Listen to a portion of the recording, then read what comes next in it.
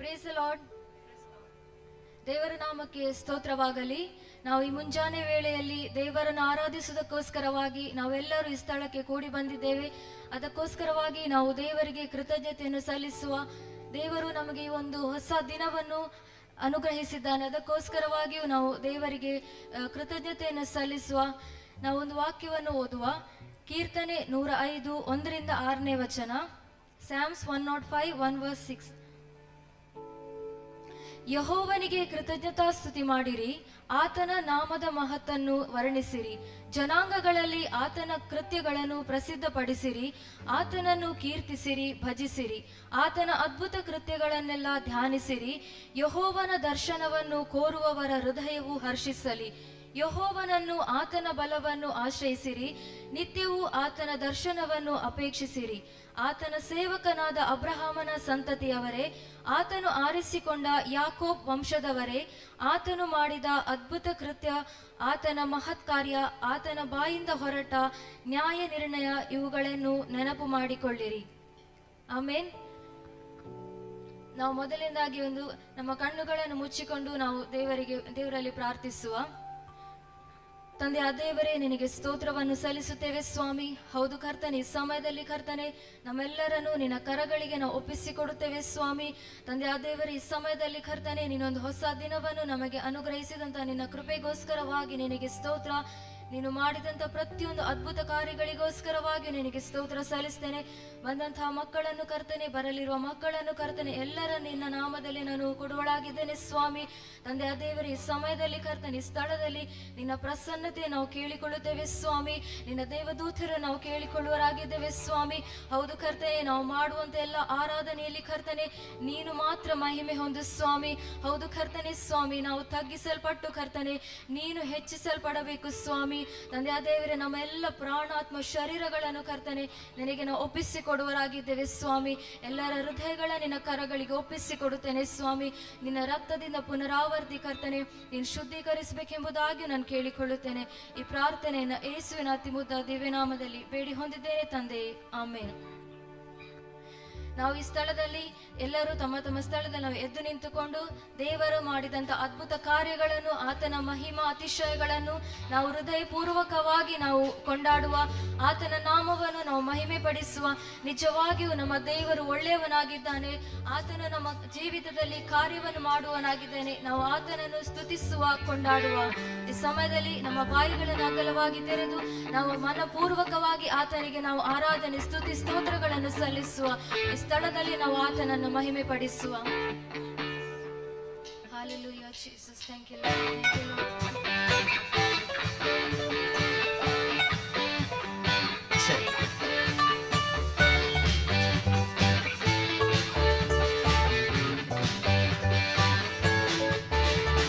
यीशु ने हमें छुड़ाया है पापों के जाल से, यीशु ने हमें बचाया है शैतान के जाल से।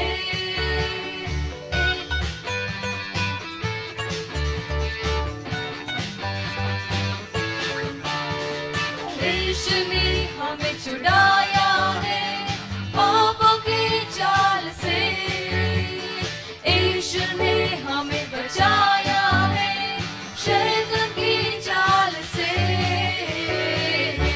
तो गाओ हालेलुया, तो गाओ हालेलुया, तो गाओ हालेलुया, तो गाओ हालेलुया, तो गाओ हालेलुया,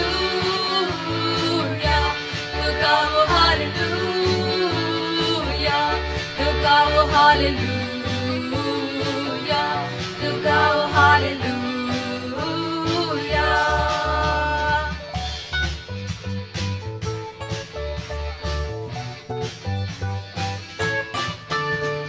हमने शांति पाई है यीशु के नाम से, हमने पाई है क्षमा मुक्ति शाप से।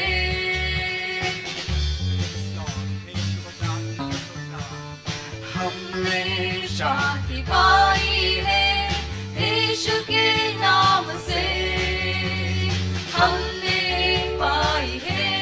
क्षमा मुक्ति शाप से तो गाओ हालेलुया तो गाओ हालेलुया तो गाओ हालेलुया तो गाओ हालेलुया तो गाओ हालेलुया तो गाओ हालेलुया तो गाओ हालेलुया तो गाओ हालेलुया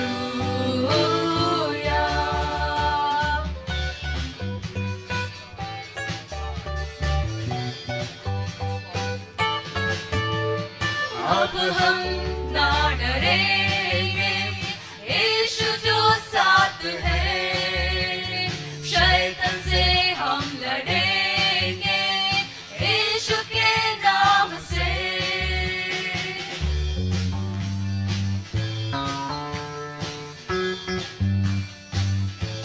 अब हम ना डरेंगे यीशु जो साथ है शैतान से हम लड़ेंगे यीशु के नाम से तो गाओ हालेलुया तो गाओ हालेलुया तो गाओ हालेलुया तो गाओ हालेलुया तो गाओ हालेलुया तो गाओ हालेलुया तो गाओ हालेलुया तो गाओ हालेलुया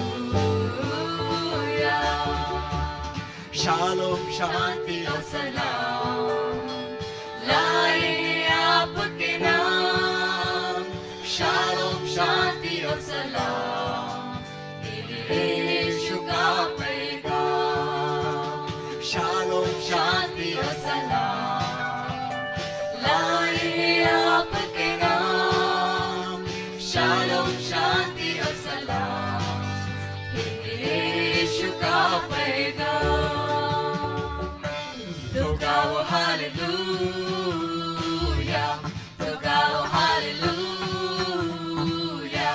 तो गाओ हालेलुया तो गाओ हालेलुया तो गाओ हालेलुया तो गाओ हालेलुया तो गाओ हालेलुया तो गाओ हालेलुया तो गाओ हालेलुया तो गाओ हालेलुया तो गाओ हालेलुया तो गाओ हालेलुया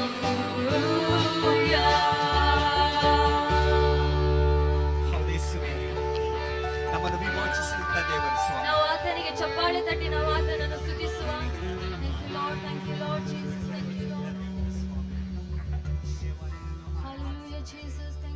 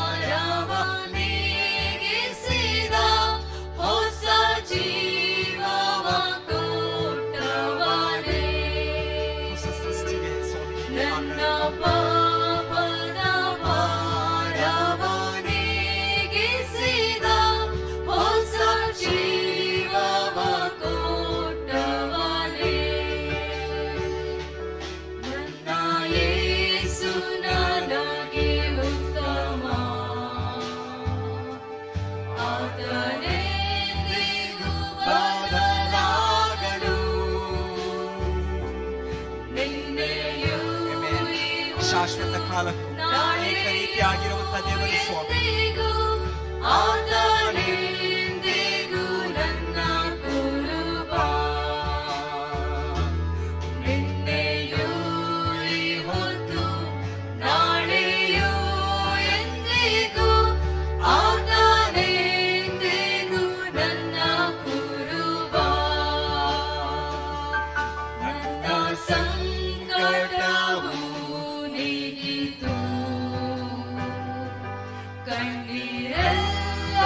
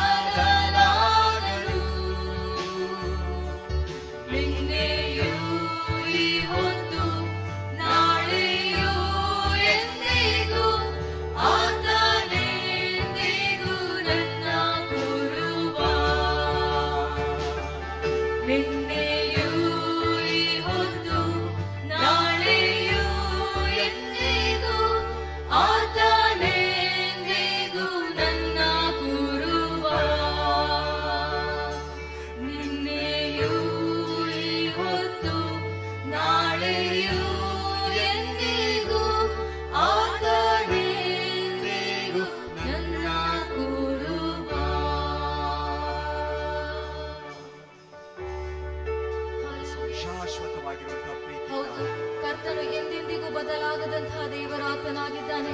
ಆತನು ನಿನ್ನೆಯೂ ಈ ಹೊತ್ತು ನಾಳೆಯೂ ಆತನು ಇರುವ ಹಾಗೆ ಇರುವ ಆತನಾಗಿದ್ದಾನೆ. ಹೌದು, ಇವತ್ತು ಕರ್ತನು ನಮ್ಮನ್ನು ನಡೆಸುತ್ತಾನೆ. ಇವತ್ತು ನಾವು ಪಾಪಿಗಳಾಗಿದ್ದಾಗ್ಯೂ ಕೂಡ ಆತನು ಆ ಕ್ರೂಜೆಯಲ್ಲಿ ನಮಗೋಸ್ಕರವಾಗಿ ಆತನ ರಕ್ತವನ್ನು ಸುರಿಸಿ ಆತನು ನಮ್ಮ ಪಾಪವನ್ನು ಆತನ ರಕ್ತದಿಂದ ಆತನು ತೊಳೆದಿದ್ದಾನೆ.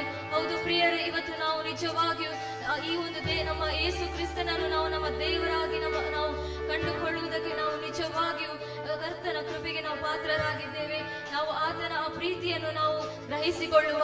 ಹೌದು, ಇವತ್ತು ನಾವು ಲೋಕವನ್ನು ನೋಡುವುದಾದರೆ ಅದೆಷ್ಟೋ ಜನರು ಇವತ್ತು ನಾಶನದ ಹಾದಿಯಲ್ಲಿದ್ದಾರೆ. ಆದರೆ ದೇವರು ನಮ್ಮ ಮೇಲೆ ಕರುಣೆ ಇಟ್ಟು ಕೃಪೆ ಇಟ್ಟು ಹೌದು ಆತನ ಒಂದು ರಕ್ತದಿಂದ ನಮ್ಮನ್ನು ತೊಳೆದು ಶುದ್ಧೀಕರಿಸಿ ಆತನ ಮಕ್ಕಳಾಗುವ ಹಾಗೆ ಆತನು ನಮಗೆ ಒಂದು ಕೃಪೆಯನ್ನು ದಯಪಾಲಿಸಿದ್ದಾನೆ. ಪ್ರಿಯರೇ, ಹೌದು, ನಾವು ಆತನ ಒಂದು ಪ್ರಸನ್ನತೆಯಲ್ಲಿ ನಾವು ಆತನನ್ನು ನಾವು ಸ್ತುತಿಸುವ, ಕೊಂಡಾಡುವ. ಹೌದು, ನಾವು ಏನು ಇಲ್ಲದ ಇರುವಂತಹ ಸ್ಥಿತಿಯಲ್ಲಿ ಕೂಡ ಆತನು ನಮ್ಮನ್ನು ಒಂದು ಮೇಲಕ್ಕೆ ಎತ್ತಿದ್ದಾನೆ. ಪಾಪದ ಕೆಸರಿನಲ್ಲಿ ನಾವು ಮುಳುಗಿದ್ದಾಗಲೂ ಕೂಡ ಆತನು ನಮ್ಮನ್ನು ಮೇಲಕ್ಕೆ ಎತ್ತಿದ್ದಾನೆ. ಹೌದು, ಈ ಲೋಕದವರು ನಮ್ಮನ್ನು ತಳ್ಳಿಬಿಟ್ಟರು, ದೇವರು ನಮ್ಮನ್ನೆಂದಿಗೂ ಬಿಡುವವನಲ್ಲ. ಆತನು ನಮ್ಮನ್ನು ಒಂದು ಎದೆಗೆ ಅಪ್ಪಿಕೊಳ್ಳುವಂತಹ ತಂದೆಯಾಗಿದ್ದಾನೆ. ಆತನು ಒಂದು ಬರುಡಾಗಿ ಇರುವ ಭೂಮಿಯಿಂದ ನಮ್ಮನ್ನು ಮೇಲಕ್ಕೆ ಎತ್ತುವಂತಹ ದೇವರಾಗಿದ್ದಾನೆ. ನಮ್ಮ ಹೃದಯವು ಮರುಭೂಮಿಯ ತರ ಆಗಿದ್ದರೂ ಕೂಡ ಸ್ವಾಮಿ ಆತನು ನಮ್ಮನ್ನ ಇವತ್ತು ಒಂದು ಪ್ರೀತಿಯ ಕಾರಂಜಿಯನ್ನು ನಮ್ಮ ಹೃದಯದಲ್ಲಿ ಆತನು ಉಕ್ಕಿಸುವ ಆತನಾಗಿದ್ದಾನೆ. ಹೌದು, ಇವತ್ತು ಬರುಡಾಗಿ ಇರುವಂತಹ ನಮ್ಮ ಹೃದಯಗಳನ್ನು ನಾವು ಕರ್ತನಿಗೆ ಒಪ್ಪಿಸಿಕೊಡುವ. ಇವತ್ತು ದೇವರೇ, ನಾವು ದೇವರಲ್ಲಿ ಪ್ರಾರ್ಥಿಸುವ. ದೇವರೇ, ನನ್ನ ಬರುಡಾಗಿರುವ ಹೃದಯವನ್ನು ಸ್ವಾಮಿ ನೀನು ಕರ್ತನೆ ಪುನಶ್ಚೇತನಗೊಳಿಸು ಎಂಬುದಾಗಿ, ನೀನು ಉಜ್ಜೀವನಗೊಳಿಸು ಎಂಬುದಾಗಿ ನಾವು ಕರ್ತನಲ್ಲಿ ನಾವು ಮೊರೆ ಇಡುವಾಗ ಆತನು ಅದಕ್ಕೆ ಸದುತ್ತರವನ್ನು ದಯಪಾಲಿಸುವ ಆತನಾಗಿದ್ದಾನೆ. ನಾವು ಆಚೆ ಈಚೆ ನೋಡುವುದು ಬೇಡ, ನಾವು ಕರ್ತನನ್ನೇ ನಾವು ದೃಷ್ಟಿಸಿ ನಾವು ನೋಡುವ. ಆತನ ಪ್ರಸನ್ನತೆಯಲ್ಲಿ ನಾವು ಮಗ್ನರಾಗಿರುವ, ಆತನ ಮುಖವನ್ನೇ ನಾವು ದೃಷ್ಟಿಸಿ ನೋಡುವ. Hallelujah, Jesus. Thank you, Lord. ಯೇಸುವೇ, ನಿನಗೆ ಸ್ತೋತ್ರ ಸ್ವಾಮಿ. Thank you, Lord. Thank you, Lord Jesus.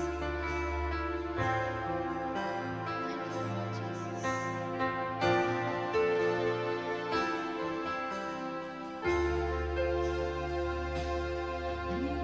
ಪ್ರಸನ್ನತೆ ಒಂದೇ ಸಾಕಯ್ಯ, ನಿನ್ನ ಹೆಸರೊಂದೇ ಸಾಕು ಏಸಯ್ಯ. ನಿನ್ನ ಪ್ರಸನ್ನತೆ ಒಂದೇ ಸಾಕಯ್ಯ, ನಿನ್ನ ಹೆಸರೊಂದೇ ಸಾಕು ಏಸಯ್ಯ. ಏಸಯ್ಯ, ಏಸಯ್ಯ, ನಿನ್ನ ಪ್ರಸನ್ನತೆ ಒಂದೇ ಸಾಕಯ್ಯ. ಏಸಯ್ಯ, ಏಸಯ್ಯ, ನಿನ್ನ ಹೆಸರೊಂದೇ ಸಾಕು ಏಸಯ್ಯ.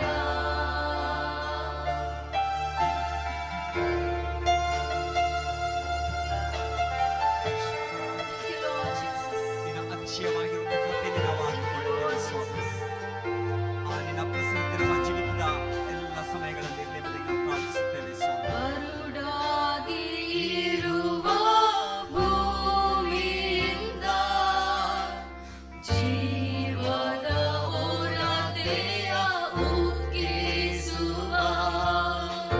ಬರುಡಾಗಿ ಇರುವ ಭೂಮಿಯಿಂದ ಜೀವದ ಹೊರತೆಯ ಉಕ್ಕಿಸುವ. ಮರುಭೂಮಿಯಾದ ನನ್ನ ಬಾಳಿನಲ್ಲಿ ಪ್ರೀತಿಯ ಕಾರಂಜಿ ಉಮ್ಮಿಸುವ. ಮರುಭೂಮಿಯಾದ ನನ್ನ ಬಾಳಿನಲ್ಲಿ ಪ್ರೀತಿಯ ಕಾರಂಜಿ ಉಕ್ಕಿಸುವ. ಏಸಯ್ಯ, ಏಸಯ್ಯ, ನಿನ್ನ ಪ್ರಸನ್ನತೆ ಒಂದೇ ಸಾಕಯ್ಯ. ಏಸಯ್ಯ, ಏಸಯ್ಯ, ನಿನ್ನ ಹೆಸರೊಂದೇ ಸಾಕು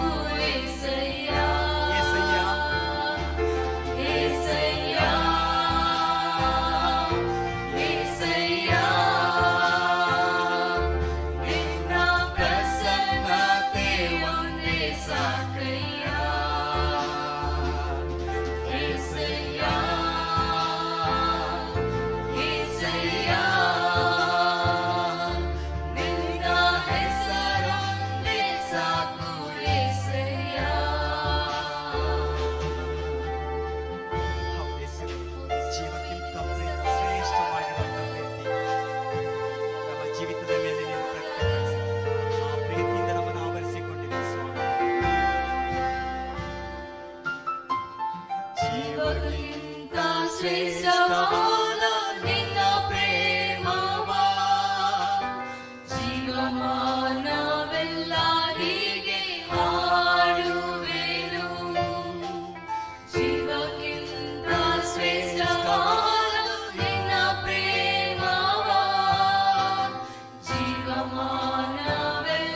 ಹೀಗೆ ಹಾಡುವೆನು. ನಿನ್ನ ಮಂದಿರದಿ ನಿನ್ನ ಪ್ರಭಾವವ ಹೆಸರೆತ್ತಿ ಕೈ ಮುಗಿದು ಹರಸುವೆನು. ನಿನ್ನ ಮಂದಿರದಿ ನಿನ್ನ ಪ್ರಭಾವವ ಹೆಸರೆತ್ತಿ ಕೈ ಮುಗಿದು ಹರಸುವೆನು. ಏಸಯ್ಯ ಏಸಯ್ಯ ನಿನ್ನ ಪ್ರಸನ್ನತೆ ಒಂದೇ ಸಾಕಯ್ಯ ಏಸಯ್ಯ ಏಸಯ್ಯ ನಿನ್ನ ಹೆಸರೊಂದೇ ಸಾಕು ಏಸಯ್ಯ ಏಸಯ್ಯ ಏಸಯ್ಯ ನಿನ್ನ ಪ್ರಸನ್ನತೆ ಒಂದೇ ಸಾಕಯ್ಯ ಏಸಯ್ಯ ಏಸಯ್ಯ ನಿನ್ನ ಹೆಸರೊಂದೇ ಸಾಕು ಏಸಯ್ಯ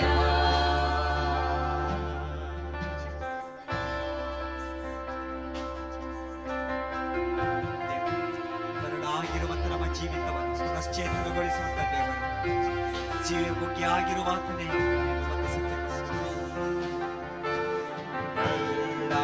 ಬರಡಾಗಿರುವ ಭೂಮಿಯಿಂದ ಜೀವದ ಹೊರತೆಯ ಉಕ್ಕಿಸುವ ಬರಡಾಗಿರುವ ಭೂಮಿಯಿಂದ ಜೀವದ ಹೊರತೆಯ ಉಕ್ಕಿಸುವ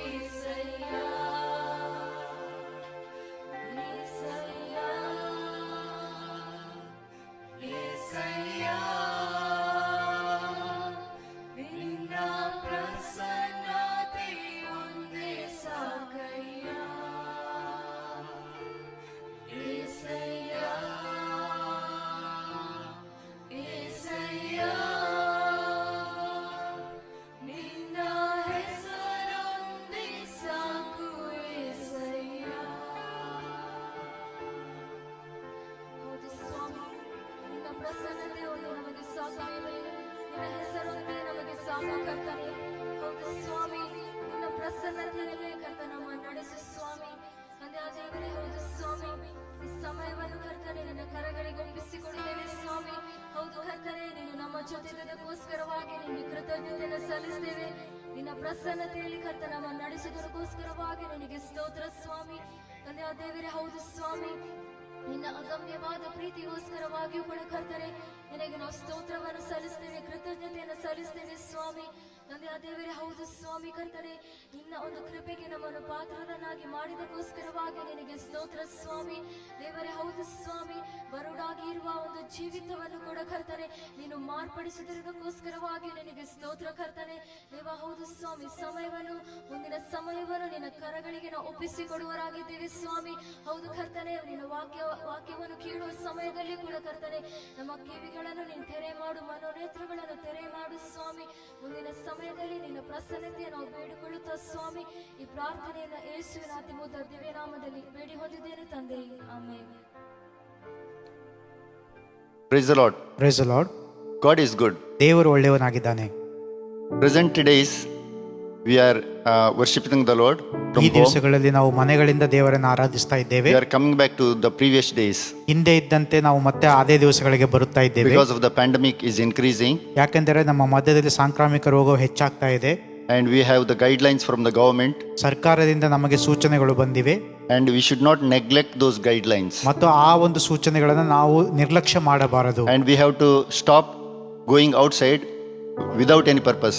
ಉದ್ದೇಶವಿಲ್ಲದೆ ಸುಮ್ಮನೆ ಹೊರಗೆ ಹೋಗುವುದನ್ನು ನಾವು ನಿಲ್ಲಿಸಬೇಕಾಗಿದೆ. It is better to remain at home ಮನೆಯಲ್ಲಿ ನಾವು ಉಳಿದುಕೊಳ್ಳುವುದು ಉತ್ತಮ and follow the guidelines of government. ಮತ್ತು ಸರ್ಕಾರದ ನಿಯಮಗಳನ್ನು ನಾವು ಪಾಲಿಸಬೇಕಾಗಿದೆ.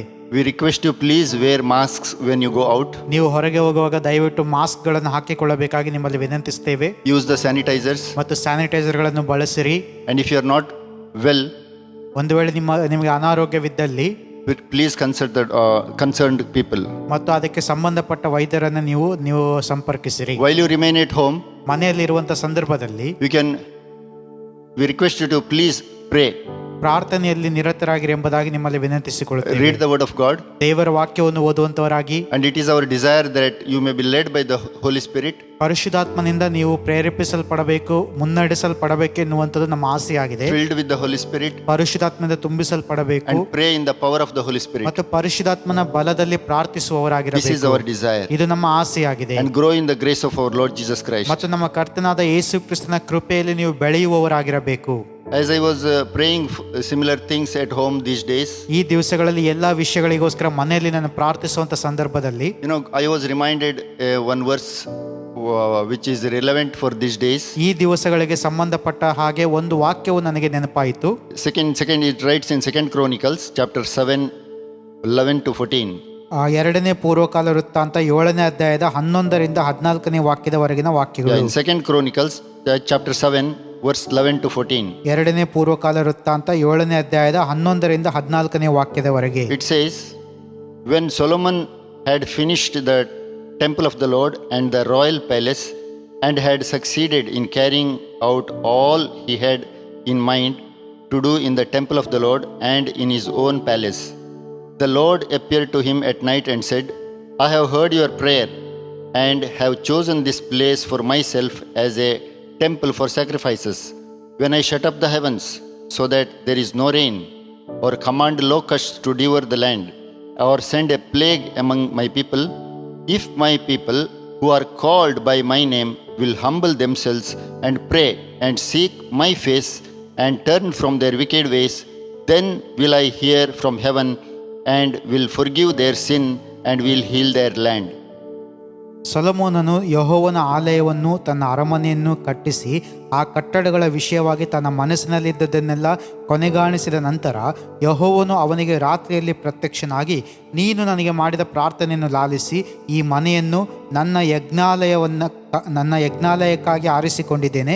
ನಾನು ಆಕಾಶವನ್ನು ಮಳೆಗೆರೆಯದಂತೆ ಮುಚ್ಚುವಾಗಲೂ, ದೇಶವನ್ನು ತಿಂದು ಬಿಡುವುದಕ್ಕೆ ಮಿಡತೆಗಳನ್ನು ಕಳುಹಿಸುವಾಗಲೂ, ನನ್ನ ಪ್ರಜೆಯ ಮೇಲೆ ಘೋರ ವ್ಯಾಧಿಯನ್ನು ಬರಮಾಡುವಾಗಲೂ, ನನ್ನವರೆಂದು ಹೆಸರುಗೊಂಡ ನನ್ನ ಪ್ರಜೆಗಳು ತಮ್ಮನ್ನು ತಗ್ಗಿಸಿಕೊಂಡು ತಮ್ಮ ಕೆಟ್ಟ ನಡತೆಯನ್ನು ಬಿಟ್ಟು ತಿರುಗಿಕೊಂಡು ನನ್ನನ್ನು ಪ್ರಾರ್ಥಿಸಿ ನನ್ನ ದರ್ಶನವನ್ನು ಬಯಸುವುದಾದರೆ, ನಾನು ಪರಲೋಕದಿಂದ ಲಾಲಿಸಿ ಅವರ ಪಾಪಗಳನ್ನು ಕ್ಷಮಿಸಿ ಅವರ ದೇಶದಲ್ಲಿ ಆರೋಗ್ಯವನ್ನು ದಯಪಾಲಿಸುವೆನು. Shall we pray? ಪ್ರಾರ್ಥನೆ ಮಾಡಿಕೊಳ್ಳುವ. Loving, gracious Heavenly Father, we want to thank you, O God, for this word, so Father God. This is spoken for us.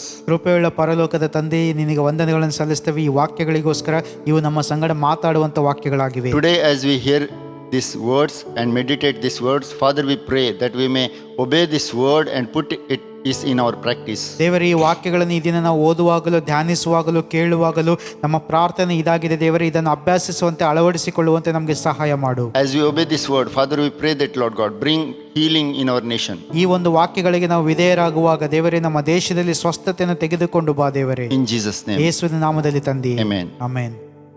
God speaks to his people ದೇವರು ತನ್ನ ಜನರ ಸಂಗಡ ಮಾತಾಡುವ ದೇವರು.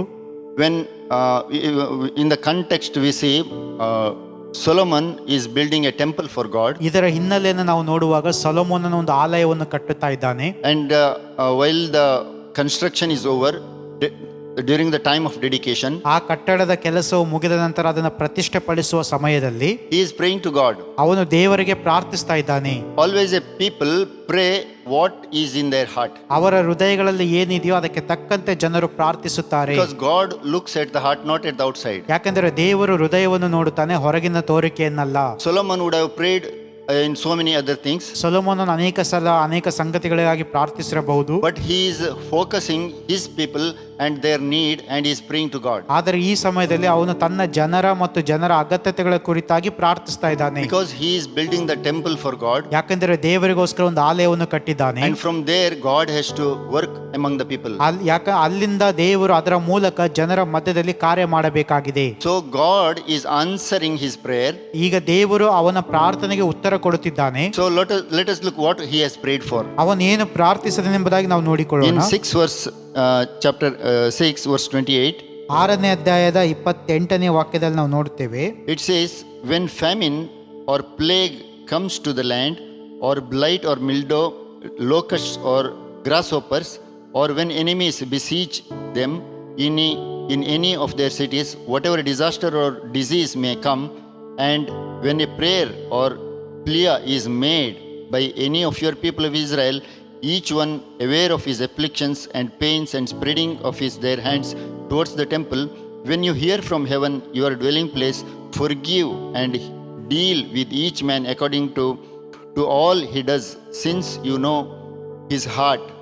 You alone know the hearts of men, so that they will fear you and walk in your ways, and all the time they live in the land that you gave our forefathers. 2ನೇ ಪೂರ್ವಕಾಲ ವೃತ್ತಾಂತ 6ನೇ ಅಧ್ಯಾಯದ 28ರಿಂದ 31ನೇ ವಾಕ್ಯದವರೆಗೆ ನೋಡುವಾಗ ಅವನ ಪ್ರಾರ್ಥನೆ ಈ ರೀತಿಯಾಗಿತ್ತು.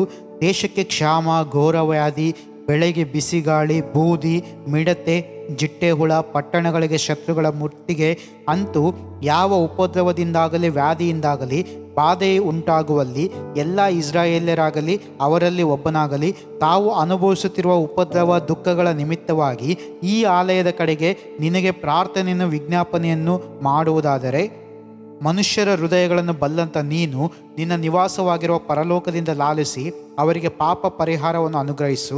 ನೀನೊಬ್ಬನೇ ಮನುಷ್ಯರ ಹೃದಯಗಳನ್ನು ಬಲ್ಲವನಾಗಿರುವುದರಿಂದ ಪ್ರತಿಯೊಬ್ಬನಿಗೂ ಅವನವನು ಹಿಡಿಯುವ ಮಾರ್ಗಕ್ಕೆ ತಕ್ಕ ಹಾಗೆ ಫಲವನ್ನು ಕೊಡು. ಆಗ ನಮ್ಮ ಪಿತೃಗಳಿಗೆ ನೀನು ಕೊಟ್ಟ ದೇಶದಲ್ಲಿ ಅವರು ವಾಸಿಸುವ ಕಾಲದಲ್ಲೆಲ್ಲ ನಿನಗೆ ಭಯಭಕ್ತಿ ಉಳ್ಳವರಾಗಿ ನಿನ್ನ ಮಾರ್ಗಗಳಲ್ಲಿ ನಡೆಯುವರು.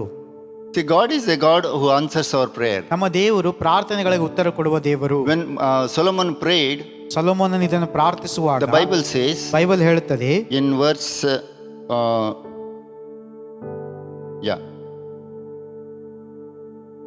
verse 12, it says, ಆ 12ನೇ ವಾಕ್ಯದಲ್ಲಿ ನಾವು ನೋಡ್ತೇವೆ, the Lord appeared to him at night and said, I have heard your prayer and have chosen this place for myself as a temple for sacrifices.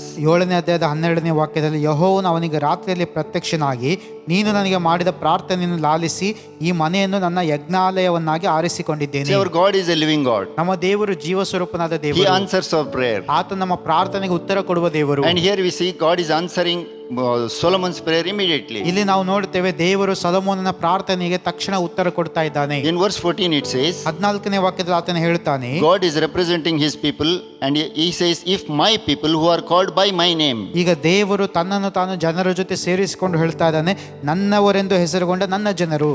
God represents the people of Israel, the descendants of Abraham, as my people. ಅಬ್ರಹಾಮನ ಸಂತತಿಯವರಾದ ಇಸ್ರಾಯೇಲರನ್ನು ನನ್ನ ಜನರು ಎಂಬುದಾಗಿ ದೇವರು ಪ್ರತಿನಿಧಿಸ್ತಾ And ಇದ್ದಾನೆ. he also says, you are called by my name. ಮತ್ತು ಆತನು ಹೇಳ್ತಾನೆ, ನನ್ನವರೆಂದು ಹೆಸರುಗೊಂಡ ಜನರು. It is a very exciting thing. ಇದು ತುಂಬಾ ಉತ್ಸುಕವಾದ ಸಂಗತಿ. I have 2 sons. ನನಗಿಬ್ಬರು ಮಕ್ಕಳಿದ್ದಾರೆ. When I introduce them to others, ನಾನು ಅವರನ್ನ ಬೇರೆಯವರಿಗೆ ಪರಿಚಯಿಸುವಾಗ I say, these are my sons, they are born to me. ಇವರು ನನ್ನ ಮಕ್ಕಳು ಎಂಬುದಾಗಿ ನಾನು ಪರಿಚಯಿಸ್ತೇನೆ. I claim them.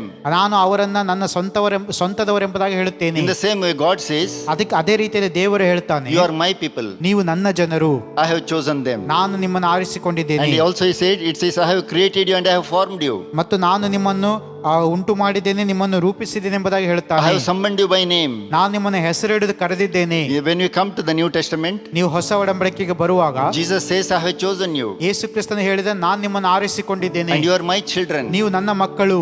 And Jesus said, ಮತ್ತೆ ಯೇಸು ಹೇಳಿದ, I have redeemed you. ನಾನು ನಿಮ್ಮನ್ನು ವಿಮೋಚಿಸಿದ್ದೇನೆ, I have engraved you in the palms of my hands. ನನ್ನ ಕೈಗಳಲ್ಲಿ ನಿಮ್ಮನ್ನು ಚಿತ್ರಿಸಿಕೊಂಡಿದ್ದೇನೆ. I have redeemed you, are my people. ನೀವು ನನ್ನ ಜನರನ್ನಾಗಿ ನಾನು ನಿಮ್ಮನ್ನು ವಿಮೋಚಿಸಿದ್ದೇನೆ. Even David, he says, ದಾವೀದನು ಈ ರೀತಿಯಲ್ಲಿ a ಹೇಳುತ್ತಾನೆ, man after my own heart. ನನ್ನ ಹೃದಯಕ್ಕೆ ಪ್ರಿಯನೆಂಬುದಾಗಿ ದಾವೀದನ ವಿಷಯವಾಗಿ ದೇವರು ಹೇಳ್ತಾನೆ. For Abraham, he said, ಅಬ್ರಾಮನ he ವಿಷಯವಾಗಿ is my close friend. ನನ್ನ ನಿಕಟ ಸ್ನೇಹಿತನು ಎಂಬುದಾಗಿ. And Jesus also said, ಮತ್ತೆ ಯೇಸು ಕ್ರಿಸ್ತನು ಹೇಳಿದನು, I have revealed my father, I have nothing concealed, everything what I have come to know from my father I will reveal to you. ನಾನು ತಂದೆಯಿಂದ ಕೇಳಿದ್ದನ್ನೆಲ್ಲ ನಿಮಗೆ ತಿಳಿಸಿದ್ದೇನೆ, ಯಾವುದನ್ನು ನಾನು ಮುಚ್ಚಿಡಲಿಲ್ಲ. And you are my friends. ನೀವು ನನ್ನ ಸ್ನೇಹಿತರು. Beloved, this morning, ಪ್ರೇರಿ ಮುಂಜಾನೆಯಲ್ಲಿ God is calling you my own. ದೇವರು ನಿಮ್ಮನ್ನು ಕರೆಯುತ್ತಾ ಇದ್ದಾನೆ ತನ್ನ ಸ್ವಂತ ಜನರಾಗಿ. I have redeemed you. ನಾನು ನಿಮ್ಮನ್ನು ವಿಮೋಚಿಸಿದ್ದೇನೆ. And why God is saying all this? ಯಾಕೆ ದೇವರು ಇದೆಲ್ಲವನ್ನು ಹೇಳುತ್ತಾ ಇದ್ದಾನೆ? Because the people of Israel, ಯಾಕಂದರೆ ಇಸ್ರಾಯೇಲ್ ಜನರು they should not go far from him. ಅವರು ದೇವರಿಂದ ದೂರವಾಗಿ ಹೋಗಬಾರದು. God always wants to bless them. ದೇವರು ಯಾವಾಗಲೂ ಅವರನ್ನು ಆಶೀರ್ವದಿಸಲು ಬಯಸಿದನು. Because they have built the temple, ಯಾಕಂದರೆ ಅವರು ಆಲಯವನ್ನು ಕಟ್ಟಿದರು. and through the temple ಆಲಯದ ಮೂಲಕ they wanted to experience God's presence whenever they come there. ದೇವರ ಪ್ರಸನ್ನತೆಯನ್ನು ಅವರಲ್ಲಿ ಬರುವಾಗ ಅನುಭವಿಸಬೇಕೆಂಬುದಾಗಿ ಬಯಸಿದರು. But how can we apply these words to today? ಈ ದಿನ ಈ ವಾಕ್ಯಗಳನ್ನು ಹೇಗೆ ನಾವು ಅಳವಡಿಸಿಕೊಳ್ಳಬಹುದು? Again, when we go further, ಅದನ್ನು ನಾವು ಮುಂದೆ ನೋಡುವಾಗ God says, ದೇವರು ಹೇಳುತ್ತಾನೆ, if my people who are called by my name will humble themselves and pray, seek my face and turn from their wicked ways. ನನ್ನವರೆಂದು ಹೆಸರುಗೊಂಡ ನನ್ನ ಪ್ರಜೆಗಳು ತಮ್ಮನ್ನು ತಗ್ಗಿಸಿಕೊಂಡು ತಮ್ಮ ಕೆಟ್ಟ ನಡತೆಯನ್ನು ಬಿಟ್ಟು ತಿರುಗಿಕೊಂಡರೆ, God says, I will heal your land. ದೇವರು ಹೇಳ್ತಾನೆ, ನಿಮ್ಮ ದೇಶದಲ್ಲಿ ನಾನು ಸ್ವಸ್ಥತೆಯನ್ನು ತರುತ್ತೇನೆ. God wants to require 4 things to do. ದೇವರು 4 ಸಂಗತಿಗಳನ್ನು ನಮ್ಮಿಂದ ಬಯಸುತ್ತಾ ಇದ್ದಾನೆ. See, God wants to heal our land. ದೇವರು ನಮ್ಮ ದೇಶಕ್ಕೆ ಆರೋಗ್ಯವನ್ನು ದಯಪಾಲಿಸಲು What ಬಯಸುತ್ತಾನೆ. are those 4 things? ಯಾವುದು ಆ 4 ಸಂಗತಿಗಳು? First thing, ಮೊದಲನೆಯದು, we have to turn from the evil and wicked ways. ನಮ್ಮ ಕೆಟ್ಟ ನಡತೆಗಳಿಂದ ನಾವು ತಿರುಗಿಕೊಳ್ಳಬೇಕು. Second thing, he says, we have to humble ourselves. ಎರಡನೇದಾಗಿ ನಮ್ಮನ್ನು ನಾವು ತಗ್ಗಿಸಿಕೊಳ್ಳಬೇಕು. Third thing is we have to seek his face. ಮೂರನೇದಾಗಿ ಆತನ ಮುಖದರ್ಶನ ಬಯಸಬೇಕು. Fourth and final thing, that we have to pray. ನಾಲ್ಕನೇದಾಗಿ ನಾವು ಪ್ರಾರ್ಥಿಸಬೇಕು. We are going to meditate these 4 things, ಈ 4 ಸಂಗತಿಗಳನ್ನು ಈ ದಿನ ನಾವು ನೋಡಿಕೊಳ್ಳೋಣ.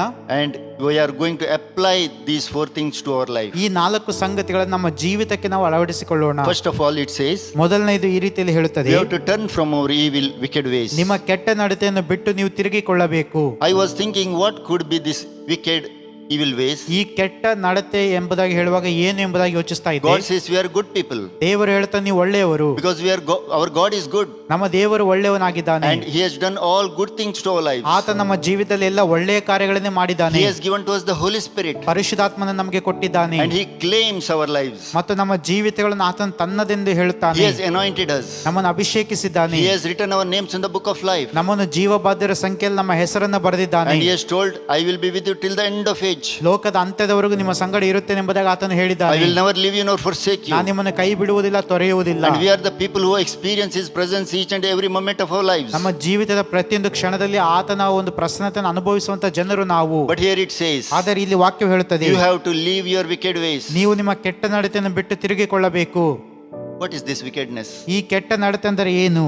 When I was searching, ನಾನು ನೋಡುತ್ತಿರುವಂತ ಸಮಯದಲ್ಲಿ I came to a verse in Luke chapter 19 verse 11. ಲೂಕ 19ನೇ ಅಧ್ಯಾಯದ 11ನೇ ವಾಕ್ಯಕ್ಕೆ ನಾನು ನೋಡಿದೆನು. Luke chapter 19 from 11. ಲೂಕ 19 11ನೇ ವಾಕ್ಯದಿಂದ, Yeah. we will go short. There was a man of noble birth, ಅಲ್ಲಿ ಒಬ್ಬ ಒಳ್ಳೆಯ ವ್ಯಕ್ತಿ ಇದ್ದನು. and while was going to a distant country, ಅವನೊಂದು ದೂರ ದೇಶಕ್ಕೆ ಹೋಗುವಂತ ಸಮಯದಲ್ಲಿ he gave 10 minas to each to his servants. ತನ್ನ ಸೇವಕರಲ್ಲಿ ಪ್ರತಿಯೊಬ್ಬರಿಗೂ 10 ಮೊಹರಿಗಳನ್ನು ಕೊಟ್ಟನು. And after giving 10 minas to his servants, ತನ್ನ ಸೇವಕರಿಗೆ 10 ಮೊಹರಗಳನ್ನು ಕೊಟ್ಟ ನಂತರ he went to a distant land for some time, ಅವನು ಸ್ವಲ್ಪ ಸಮಯ ಬೇರೆ ದೇಶಕ್ಕೆ ಹೊರಟು ಹೋದನು. and after some time he came back, ಅದಾದ ಮೇಲೆ ಹಿಂತಿರುಗಿ ಬರುತ್ತಾನೆ. and he was asking the accounting from those people to whom he has given the 10 minas. ತಾನು ಯಾರಿಗೆ ಆ ಮೊಹರೆಗಳನ್ನು ಕೊಟ್ಟಿದ್ದೇನೋ ಆ ವ್ಯಕ್ತಿಯಿಂದ ಅವರಿಂದ ಈಗ ಲೆಕ್ಕ ಕೇಳುತ್ತಿದ್ದಾನೆ. Here we read, ಇಲ್ಲಿ ನಾವು ಓದ್ತೇವೆ, the first person came who received the 10 minas, ಮೊದಲನೇ ವ್ಯಕ್ತಿ ಬರುತ್ತಾನೆ 10 ಮೊಹರೆಗಳನ್ನು ಹೊಂದಿದಂತ and ವ್ಯಕ್ತಿ. he was so joyful, ಅವನು ಸಂತೋಷವುಳ್ಳವನಾಗಿದ್ದನು. and he said, ಅವನು ಬಂದು ಹೇಳ್ತಾನೆ, I have earned 10 more. ನಾನು ಇನ್ನೂ 10 ಸಂಪಾದಿಸಿದ್ದೇನೆ. And the Lord said, ಮತ್ತೆ ಕರ್ತನು ಹೇಳುತ್ತಾನೆ, and you are a well done and you are a faithful servant. ಬಲ, ನೀನು ಒಳ್ಳೆಯ ಆಳು, ನಂಬಿಗಸ್ತ ಆಳು ಎಂಬುದಾಗಿ. You are a good servant. ನೀನು ಒಳ್ಳೆಯ ಆಳು. And he said, I'll give you 10 more cities for you. ನಾನು ನಿನಗೆ 10 ಪಟ್ಟಣಗಳನ್ನು ಕೊಡುತ್ತೇನೆ ಎಂಬುದಾಗಿ ಹೇಳುತ್ತಾನೆ. Again, second person came. ಮತ್ತೊಬ್ಬ ವ್ಯಕ್ತಿ, ಎರಡನೇ ವ್ಯಕ್ತಿ ಬರುತ್ತಾನೆ. He gave 5 minas to him. ಅವನಿಗೆ 5 ಮೊಹರೆಗಳು ಕೊಡಲಾಗಿತ್ತು. And he said, I have earned 5 more. ಅವನು ಹೇಳುತ್ತಾನೆ, ನಾನು ಇನ್ನೂ 5 ಸಂಪಾದಿಸಿದ್ದೇನೆ. And he said, you are a good servant. ಆಗ ಆತನು ಹೇಳ್ತಾನೆ, ನೀನು ಒಳ್ಳೆಯ ಸೇವಕನು, You are going to receive 5 more cities. ನೀನು 5 ಊರುಗಳನ್ನು ನೀನು But ತೆಗೆದುಕೊಳ್ಳುತ್ತಿ. finally, ಆದರೆ ಕೊನೆಗೆ a servant came who received 1 mina. 1 ಮೊಹರೆಯನ್ನು ಪಡೆದಂತ ಒಬ್ಬ ಸೇವಕನು ಬರುತ್ತಾನೆ. And he said, ಅವನು ಹೇಳುತ್ತಾನೆ, I was afraid of you ನಾನು ನಿನ್ನನ್ನು ನೋಡಿ ಹೆದರಿದ್ದೆನು, because you are a hard man. ಯಾಕಂದರೆ ನೀನು ಕಠಿಣ ಮನುಷ್ಯನು. Why you are a hard man? ಯಾಕೆ ನೀನು ಕಠಿಣ ಮನುಷ್ಯನು? You take out where you do not put in, ನೀನು ಇಡದೇ ಇರುವುದನ್ನ ಎತ್ತುಕೊಂಡು ಹೋಗುವವನು, and reap what you do not sow. ಮತ್ತು ಬಿತ್ತದೇ ಇರುವುದನ್ನು ಕೊಯ್ಯುವಂತ ವ್ಯಕ್ತಿ. He did not do anything with the mina. ಆ ಒಂದು ಮೊಹರಿಂದ ಅವನೇನು ಮಾಡಲೇ ಇಲ್ಲ. He did not you put that mina into practice. ಅದನ್ನ ಆ ಮೊಹರೆಯನ್ನ ಅವನ ಅಭ್ಯಾಸಕ್ಕೆ ಅಥವಾ ಹೂಡಿಕೆಗೆ ಕೂಡ ಮಾಡಲಿಲ್ಲ. He was not bothered about it. ಅದರ ಬಗ್ಗೆ ಅವನು ಕಾಳಜಿ ಮಾಡಲಿಲ್ಲ. But he came back and returned. ಆದರೆ ಹಿಂತಿರುಗಿ ಬಂದು ಅದನ್ನು ವಾಪಸ್ ಕೊಡ್ತಾ ಇದ್ದಾನೆ. While returning, ಹಿಂತಿರುಗಿ ಕೊಡುವಾಗ he is not repenting of himself, ಅವನು ತನ್ನ ಬಗ್ಗೆ ತನಗೆ ಅವನಿಗೇನು ಪಶ್ಚಾತ್ತಾಪವಿಲ್ಲ. but he claims that the person who gave him ಆದರೆ ಅವನ ಹೇಳಿಕೆ ಏನಂದ್ರೆ, ಅದನ್ನು ಕೊಟ್ಟಂತ ವ್ಯಕ್ತಿ is a wicked person. ಅವನು ದುಷ್ಟ ಅಥವಾ ಕಠಿಣ ಮನುಷ್ಯನು. How he is a wicked person? ಹೇಗೆ ದುಷ್ಟ ಮನುಷ್ಯನು? He is reaping where he did not sow. ಅವನು ಬಿತ್ತದೇ ಇರುವಲ್ಲಿ ಕೊಯ್ಯುವವನು ಎಂಬುದಾಗಿ ಹೇಳ್ತಾ ಇದ್ದಾನೆ. Because no person can sow what he does not reap. ಯಾಕೆಂದ್ರೆ ಒಬ್ಬ ವ್ಯಕ್ತಿ ಬಿತ್ತದೇ ಹೋದರೆ ಕೊಯ್ಯಲು ಸಾಧ್ಯವಿಲ್ಲ. And he says, you have done this. ಆತನು ಹೇಳ್ತಾನೆ, ನೀನು ಅದನ್ನು ಮಾಡಿದೆ ಎಂಬುದಾಗಿ ಅವನು ಹೇಳ್ತಾನೆ. That is the time the Lord says, ಅದಕ್ಕೆ ಕರ್ತನು ಹೇಳ್ತಾನೆ, you are a wicked servant. ನೀನು ಕೆಟ್ಟ ಆಳು, You are a wicked servant. ನೀನು ಕೆಟ್ಟ ಆಳು. Beloved, we have to check our lives. ಪ್ರೇರೆ, ನಮ್ಮ ಜೀವಿತಗಳನ್ನು ನಾವು ಪರೀಕ್ಷೆ ಮಾಡಿಕೊಳ್ಳಬೇಕು. God has made us fruitful through Jesus Christ. ದೇವರು ನಮ್ಮನ್ನು ಯೇಸು ಕ್ರಿಸ್ತನ ಮೂಲಕ ಫಲಭರಿತರನ್ನಾಗಿ ಮಾಡಿದ್ದಾನೆ. Only through Jesus Christ we can be fruitful. ಯೇಸು ಕ್ರಿಸ್ತನ ಮೂಲಕ ಮಾತ್ರವೇ ನಾವು ಫಲಭರಿತರಾಗಲು ಸಾಧ್ಯ. And Jesus Christ has given His Holy Spirit to us. ಯೇಸು ಕ್ರಿಸ್ತನ್ ತನ್ನ ಪರಿಶುದ್ಧಾತ್ಮನ ನಮಗೆ ಕೊಟ್ಟಿದ್ದಾನೆ.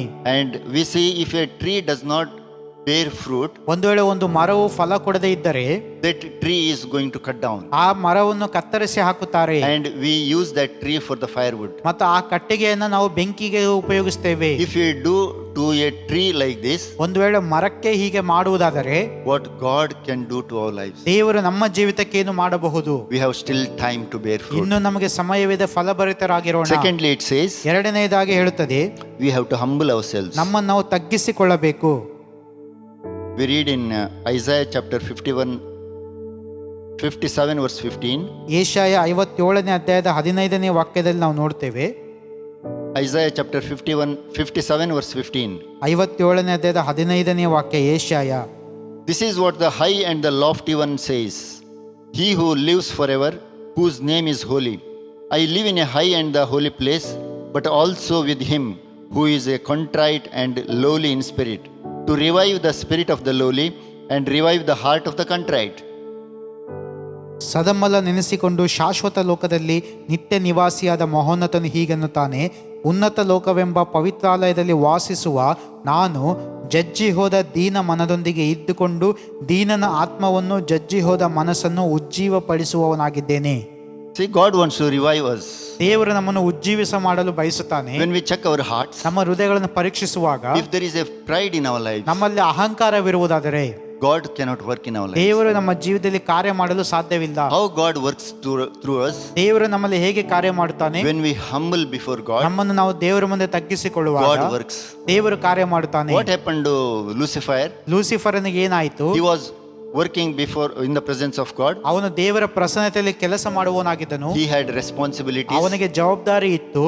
The time the pride came into his life, ಒಂದು ಸಮಯದಲ್ಲಿ ಅವನ ಜೀವಿತದೊಳಗೆ ಅಹಂಕಾರವು ಬಂದಿತ್ತು. he was separated from the life of God. ಅವನು ದೇವರ ಜೀವದಿಂದ ಪ್ರತ್ಯೇಕಿಸಲ್ಪಟ್ಟನು. He became the enemy of God. ದೇವ ವೈರಿಯಾಗಿ ಮಾರ್ಪಟ್ಟನು. When the same pride comes to our life, ಅದೇ ರೀತಿ ಅಹಂಕಾರವು ನಮಗೆ ಬರುವಾಗ we separate from the life of ನಾವು God. ಆ ದೇವರ ಜೀವಿತದಿಂದ ಬೇರ್ಪಡುತ್ತೇವೆ. First Peter chapter 5 verse 6 says, 1 ಪೇತ್ರ 5ನೇ ಅಧ್ಯಾಯದ 6ನೇ ವಾಕ್ಯ ಹೇಳುತ್ತದೆ. First Peter chapter 5 1 ಪೇತ್ರ 5ನೇ ಅಧ್ಯಾಯ verse 6 and 7. 6-7ನೇ ವಾಕ್ಯ. It says, humble yourselves therefore under God's mighty hand, that he may lift you up in due time. Cast all your anxiety upon Lord, because he cares for you. ಹೀಗಿರುವುದರಿಂದ ದೇವರ ತಾಣವುಳ್ಳ ಹಸ್ತದ ಕೆಳಗೆ ನಿಮ್ಮನ್ನು ತಗ್ಗಿಸಿಕೊಳ್ಳಿರಿ. ಆತನು ತಕ್ಕ ಕಾಲದಲ್ಲಿ ನಿಮ್ಮನ್ನು ಮೇಲಕ್ಕೆ ತರುವನು.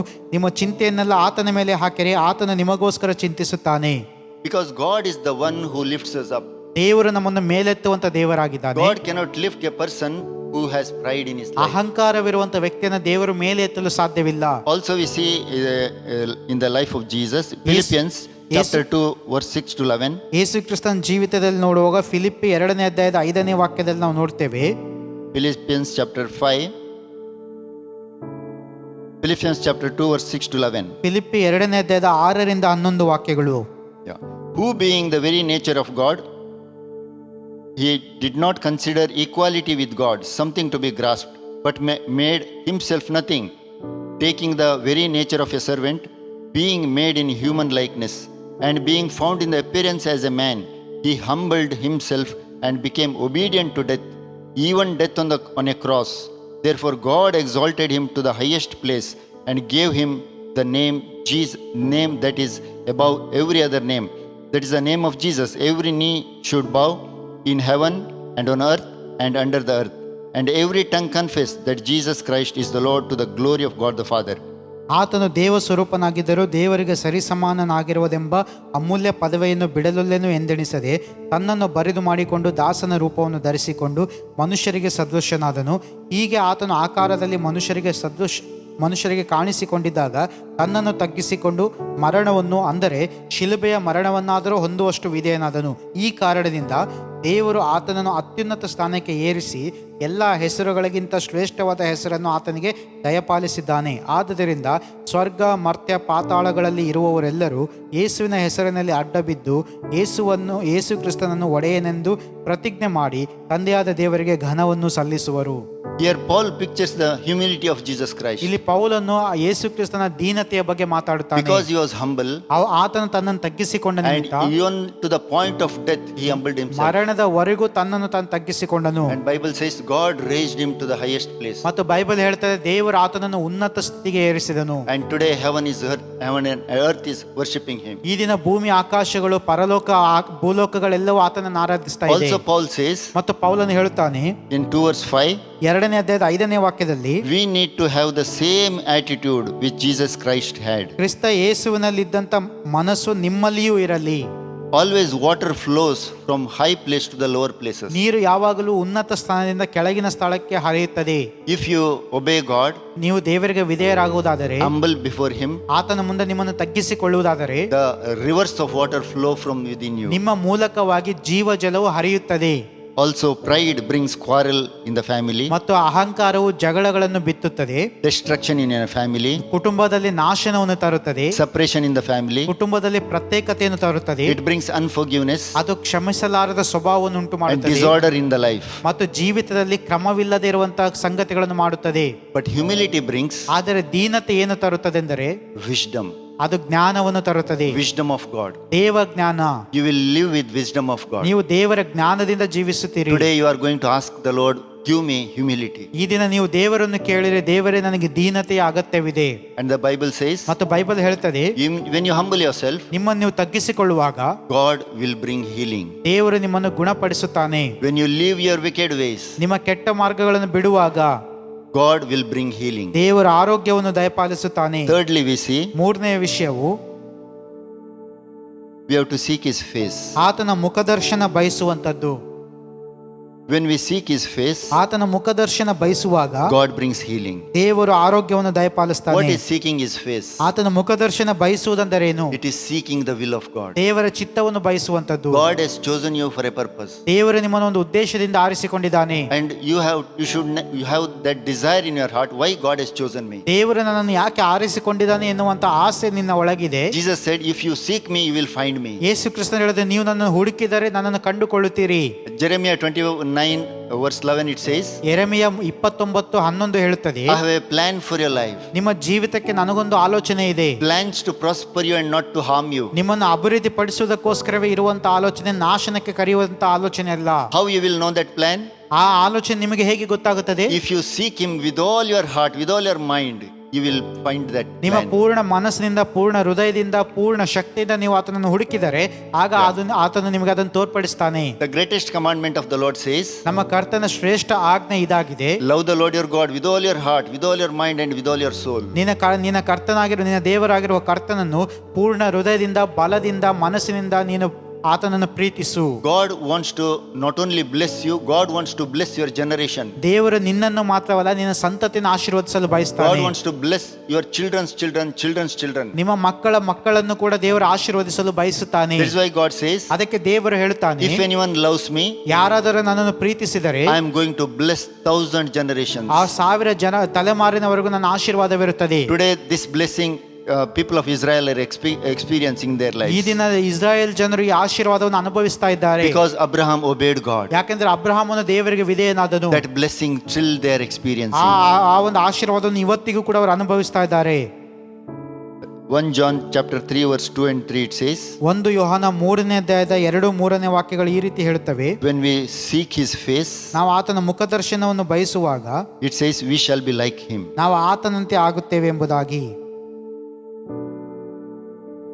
We shall be like Him. ಆತನ ಹಾಗೆ ನಾವಿರುತ್ತೇವೆ. Even David he said, ದಾವೀದನು ಈ ರೀತಿ ಹೇಳಿದನು, and God says to David, ದೇವರು ದಾವೀದನ ವಿಷಯವಾಗಿ ಹೇಳಿದನು, "A man after my own heart." ನನ್ನ ಹೃದಯಕ್ಕೆ ಪ್ರಿಯನು ಎಂಬುದಾಗಿ. Why? ಯಾಕೆ? Always David used to keep God first in his life. ಯಾಕೆಂದ್ರೆ ದಾವೀದನು ದೇವರನ್ನು ಮೊದಲನೇ ಸ್ಥಾನದಲ್ಲಿ ಯಾವಾಗಲೂ ಇಡುತ್ತಿದ್ದನು. Whatever may happen in his life, ಅವನ ಜೀವಿತದಲ್ಲಿ ಏನೇ ಆದರೂ ಕೂಡ he used to go and seek the face of God. ದೇವರ ಮುಖದರ್ಶನವನ್ನು ಅವನು ಬಯಸುತ್ತಾ He ಇದ್ದನು. would not do anything unless he inquire of God. ದೇವರನ್ನು ಕೇಳದ ಹೊರತು ಅವನು ಏನು ಮಾಡುತ್ತಿರಲಿಲ್ಲ. So we have to seek His face. ಆತನ ಮುಖದರ್ಶನವನ್ನು ನಾವು ಬಯಸುವವರಾಗಿರಬೇಕು. When we seek His face, ಆತನ ಮುಖದರ್ಶನ ಬಯಸುವಾಗ God brings healing. ದೇವರ ಸ್ವಸ್ಥತೆಯನ್ನು ದಯಪಾಲಿಸ್ತಾನೆ. When we forsake our wicked ways, ನಮ್ಮ ಕೆಟ್ಟ ಮಾರ್ಗಗಳನ್ನು ನಾವು ಬಿಡುವಾಗ God brings healing. ದೇವರು ಸ್ವಸ್ಥತೆಯನ್ನು When we ದಯಪಾಲಿಸುತ್ತಾನೆ. humble ourselves, ನಾವು ನಮ್ಮನ್ನು ತಗ್ಗಿಸಿಕೊಳ್ಳುವಾಗ God brings healing. ದೇವರು ಸ್ವಸ್ಥತೆಯನ್ನು ತರುತ್ತಾನೆ. Fourthly, we see ಮತ್ತು 4ನೇದಾಗಿ ನಾವು ನೋಡುವಾಗ, when we have to pray, ನಾವು ಪ್ರಾರ್ಥಿಸುವಾಗ God has called us for the prayer, ದೇವರು ನಮ್ಮನ್ನು ಪ್ರಾರ್ಥನೆಗೆ ಕರೆದಿದ್ದಾನೆ. and God says here, prayer brings healing. ಇಲ್ಲಿ ದೇವರು ಹೇಳ್ತಾನೆ, ಪ್ರಾರ್ಥನೆಯು ಸ್ವಸ್ಥತೆಯನ್ನು ತರುತ್ತದೆ. We see in the life of Abraham, ಅಬ್ರಹಾಮನ ಜೀವಿತದಲ್ಲಿ ನಾವು ನೋಡ್ತೇವೆ, when God was destroying Sodom and Gomorrah, ದೇವರು ಸೊದೋಮ್ ಗೊಮೋರ ಪಟ್ಟಣವನ್ನು ನಾಶ ಮಾಡುವಂತ ಸಂದರ್ಭದಲ್ಲಿ Abraham was not happy. ಅಬ್ರಹಾಮನಿಗೆ ಅದು ಸಂತೋಷ ತರಲಿಲ್ಲ. It brought pain in his heart. ಅದು ಅವನ ಹೃದಯದಲ್ಲಿ ನೋವನ್ನು ತಂದಿತ್ತು. He said, "Let me intercede for the people of Sodom and ಅವನು Gomorrah." ಸೊದೋಮ್ ಗೊಮೋರ ಪಟ್ಟಣಕ್ಕೋಸ್ಕರ ನಾನು ವಿಜ್ಞಾಪಿಸ್ತೇನೆ ಎಂಬುದಾಗಿ ಹೇಳುತ್ತಾನೆ.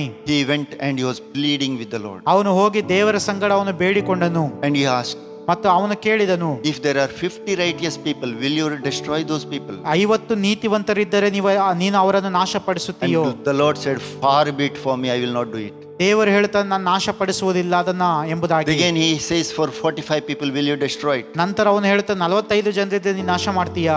It went on and went on. It came up to 5. ಆ ರೀತಿಯಲ್ಲಿ ಮುಂದುವರೆದು 5ಕ್ಕೆ ಬಂದಿತ್ತು. And he lost his confidence to pray to God. ದೇವರಲ್ಲಿ ಪ್ರಾರ್ಥಿಸುವಂತ ಭರವಸೆ ಅಲ್ಲಿಗೆ ಮುಗಿಯಿತು. Because if there are no righteous people living in a city, God cannot save that city. ಆ ಒಂದು ವೇಳೆ ನೀತಿವಂತರು ಆ ಪಟ್ಟಣದಲ್ಲಿ ಇಲ್ಲದೆ ಹೋದರೆ ದೇವರ ಅದೇ ಪಟ್ಟಣವನ್ನು ಕಾಪಾಡುವುದಿಲ್ಲ. Some of the people these days speak that this pandemic has come because of the wickedness of the people. ಜನರ ಒಂದು ದುಷ್ಟತನದ ನಿಮಿತ್ತವಾಗಿ ಸಾಂಕ್ರಾಮಿಕ ರೋಗ ಹರಡಿದೆ ಎಂಬುದಾಗಿ ಕೆಲವರು ಹೇಳುತ್ತಾರೆ. But some people says ಇನ್ನು ಕೆಲವರು ಹೇಳ್ತಾರೆ, we have to come back to God. ನಾವು ದೇವರ ಬಳಿಗೆ ಹಿಂತಿರುಗಿ ಬರಬೇಕು. But they do not know who God is. ಆದರೆ ಅವರಿಗೆ ದೇವರು ಯಾರು ಎಂಬುದಾಗಿ ಗೊತ್ತಿಲ್ಲ. But here the word of God says, ಆದರೆ ಇಲ್ಲಿ ದೇವರ ವಾಕ್ಯ ಹೇಳುತ್ತದೆ, my people, ನನ್ನ ಜನರು, whom I have chosen, ನಾನು ಆರಿಸಿಕೊಂಡ ಜನರು, whom I have summoned by my name, ನನ್ನವರೆಂದು ಹೆಸರುಗೊಂಡ ಜನರು humble themselves, ತಮ್ಮನ್ನು ತಗ್ಗಿಸಿಕೊಂಡರೆ, repent of their sin, ಅವರ ಪಾಪಗಳಿಗಾಗಿ ಪಶ್ಚಾತ್ತಾಪ seek ಪಟ್ಟರೆ, my face, ನನ್ನ ಮುಖದರ್ಶನ ಬಯಸಿದರೆ, and pray, ಪ್ರಾರ್ಥಿಸಿದರೆ, I am going to heal the land. ನಾನು ಅವರ ದೇಶದಲ್ಲಿ ಸ್ವಸ್ಥತೆಯನ್ನು ತರುತ್ತೇನೆ. Secondly, we see in the Nineveh, Nineveh ಪಟ್ಟಣದ ಬಗ್ಗೆ ನಾವು ನೋಡುವಾಗ, when Jonah went and preached in Nineveh, ಯೋನನು ಹೋಗಿ ನಿನೆವೆಯಲ್ಲಿ ಪ್ರಸಂಗ ಮಾಡಿದಾಗ what happened? ಏನಾಯ್ತು? The people of Nineveh repented of their sin, ಆ ನಿನೆವೆಯ ಜನರು ಅಲ್ಲಿ ಪಶ್ಚಾತ್ತಾಪ ಪಟ್ಟರು. and the whole nation got healed. ಇಡೀ ದೇಶವು ಅಲ್ಲಿ ರಕ್ಷಣೆಯನ್ನು ಹೊಂದಿತ್ತು. Beloved, today we are called for the preach the gospel. ಪ್ರಿಯರೇ, ಈ ದಿನ ನಾವು ಸುವಾರ್ತೆಗೋಸ್ಕರ We do ಕರೆಯಲ್ಪಟ್ಟವರಾಗಿದ್ದೇವೆ. not know what they are doing, ಅವರೇನು ಮಾಡುತ್ತಿದ್ದಾರೆ ಅವರಿಗೆ ಗೊತ್ತಿಲ್ಲ. but we are called to preach the gospel. ಆದರೆ ನಾವಾದರೂ ಸುವಾರ್ತೆ ಸಾರುವುದಕ್ಕೆ A ಕರೆಯಲ್ಪಟ್ಟವರು. person who got saved ರಕ್ಷಿಸಲ್ಪಟ್ಟ ವ್ಯಕ್ತಿಯು has the ability to save others. ಮತ್ತೊಬ್ಬರನ್ನು ರಕ್ಷಿಸುವಂತ ಒಂದು ಸಾಮರ್ಥ್ಯವಿರುತ್ತದೆ. This morning, if you think that you are saved, ಈ ಮುಂಜಾನೆಯಲ್ಲಿ ನೀವು ಅಂದುಕೊಳ್ಳುವುದಾದರೆ ನೀವು ರಕ್ಷಿಸಲ್ಪಟ್ಟಿದ್ದೀರಿ ಎಂಬುದಾಗಿ, know that God has given that ability to you to save others. ಬೇರೆಯನ್ನು ರಕ್ಷಿಸುವಂತ ಜವಾಬ್ದಾರಿಯನ್ನು ದೇವರು ನಿಮಗೆ ಕೊಟ್ಟಿದ್ದಾನೆ ಎಂಬುದಾಗಿ ಅರ್ಥ ಮಾಡಿಕೊಳ್ಳಿರಿ. When you preach the gospel to others, ನೀವು ಸುವಾರ್ತೆಯನ್ನು ಮತ್ತೊಬ್ಬರಿಗೆ ಸಾರುವಾಗ, or when you tell the testimony what has happened to in your life, ನಿನ್ನ ಜೀವಿತದಲ್ಲಿ ಏನಾಯ್ತು ಎಂಬುದಾಗಿ ನೀವು ಸಾಕ್ಷಿ ಹೇಳುವಾಗ, God will work in their life, ದೇವರವರ ಜೀವಿತದಲ್ಲಿ ಕಾರ್ಯ ಮಾಡುತ್ತಾನೆ. because it is the work of God. ಯಾಕೆಂದ್ರೆ ಅದು ದೇವರ ಕಾರ್ಯ. The word of God says no one should perish, but everyone should come to God. ದೇವರ ವಾಕ್ಯ ಹೇಳ್ತಾರೆ, ಒಬ್ಬನಾದರೂ ನಾಶವಾಗಬಾರದು, ಎಲ್ಲರೂ ದೇವರ ಕಡೆಗೆ ತಿರುಗಿಕೊಳ್ಳಬೇಕು. In the life of Ezra, ಎಜ್ರನ ಜೀವಿತದಲ್ಲಿ he was reading the word of God. ದೇವರ ವಾಕ್ಯವನ್ನು ಅವನು ಓದುತ್ತಾ ಇದ್ದನು. Bible says ಬೈಬಲ್ ಹೇಳ್ತದೆ, the Holy Spirit convicted the people's heart. ಪರಿಶುದ್ಧಾತ್ಮನು ದೇವ ಜನರ ಮನಸ್ಸುಗಳನ್ನು ಆತನು ಕದಲಿಸಿದನು. They voluntarily came forward. ಅವರು ಸ್ವಯಂವಾಗಿ ತಾವಾಗಿಯೇ ಮುಂದೆ They ಬಂದರು. confessed their sin, ಅವರು ತಮ್ಮ ಪಾಪಗಳನ್ನು ಅವರು ಒಪ್ಪಿಕೊಂಡರು. and they said, we are going to forsake the foreign wives.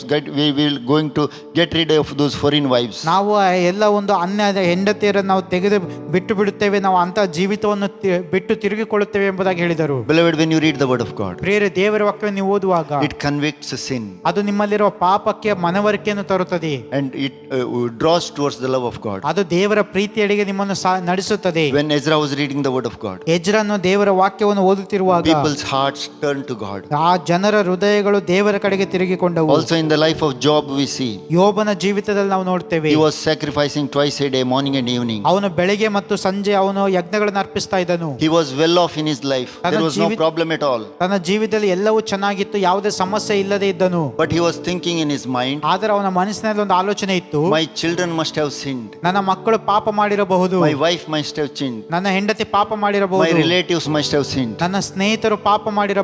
And thinking in that such a thought, ಅಂತಹ ಆಲೋಚನೆಗಳ ನಿಮಿತ್ತ he was sacrificing to ಅವನ God. ಯಜ್ಞಗಳನ್ನು ಅರ್ಪಿಸ್ತಾ ಇದ್ದನು. This morning ಈ ಮುಂಜಾನೆಯಲ್ಲಿ we can check our lives ನಮ್ಮ ಜೀವಿತಗಳನ್ನು ನಾವು ಪರೀಕ್ಷೆ ಮಾಡಿಕೊಳ್ಳೋಣ, and we can pray to God. ನಾವು ದೇವರಲ್ಲಿ ಪ್ರಾರ್ಥಿಸೋಣ, We can make a sacrifice of praise. ನಾವು ಪ್ರಾರ್ಥನೆ ಯಜ್ಞಗಳನ್ನು ಸಮರ್ಪಿಸೋಣ. That is the time God brings healing. ಆಗ ದೇವರು ನಮಗೆ ಸ್ವಸ್ಥತೆಯನ್ನು ದಯಪಾಲಿಸುವಂತ ಸಮಯ. When Job was sacrificing like this, ಯೋಬನು ಈ ರೀತಿಯಲ್ಲಿ ಯಜ್ಞಗಳನ್ನು ಅರ್ಪಿಸುವಂತ ಸಮಯದಲ್ಲಿ the Bible says ಬೈಬಲ್ ಹೇಳುತ್ತದೆ, God had put a fence of fire around him, ದೇವರು ಅವನ ಸುತ್ತಲೂ ಒಂದು ಬೇಲಿಯನ್ನು ಹಾಕಿದನು, ಆ ಸುರಕ್ಷತೆಯ ಬೇಲಿ. and Satan could not enter his tent. ಸೈತಾನನು ಅವನ ಗುಡಾರದೊಳಗೆ ಪ್ರವೇಶಿಸಲು ಸಾಧ್ಯವಾಗಲಿಲ್ಲ. Beloved, when we pray in this manner, ಪ್ರಿಯರೇ, ಈ ರೀತಿ ನಾವು ಪ್ರಾರ್ಥಿಸುವಾಗ God is going to put a fence around our place. ದೇವರು ನಮ್ಮ ಸುತ್ತಲೂ ಒಂದು ಆ ಸುರಕ್ಷತೆಯ ಬೇಲಿಯನ್ನು ಹಾಕುತ್ತಾನೆ. Let us ask the Lord, put a fence to our nation. ನಾವು ಪ್ರಾರ್ಥಿಸೋಣ, ದೇವರೇ ನಮ್ಮ ದೇಶದ ಸುತ್ತಲೂ ಆ ಸುರಕ್ಷತೆಯ ಬೇಲಿಯನ್ನು ಹಾಕು. Let healing come to our nation. ಸ್ವಸ್ಥತೆಯು ಬರಲಿ ದೇವರೇ, People come to know the Lord. ಜನರು ನಿನ್ನನ್ನು ಕಂಡುಕೊಳ್ಳಲಿ. Also, we go further. ಮತ್ತೆ ಮುಂದೆ ನೋಡುವಾಗ We come to the second part of this. ಇದರ ಎರಡನೇ ಭಾಗಕ್ಕೆ ನಾವು ಬರುತ್ತೇವೆ.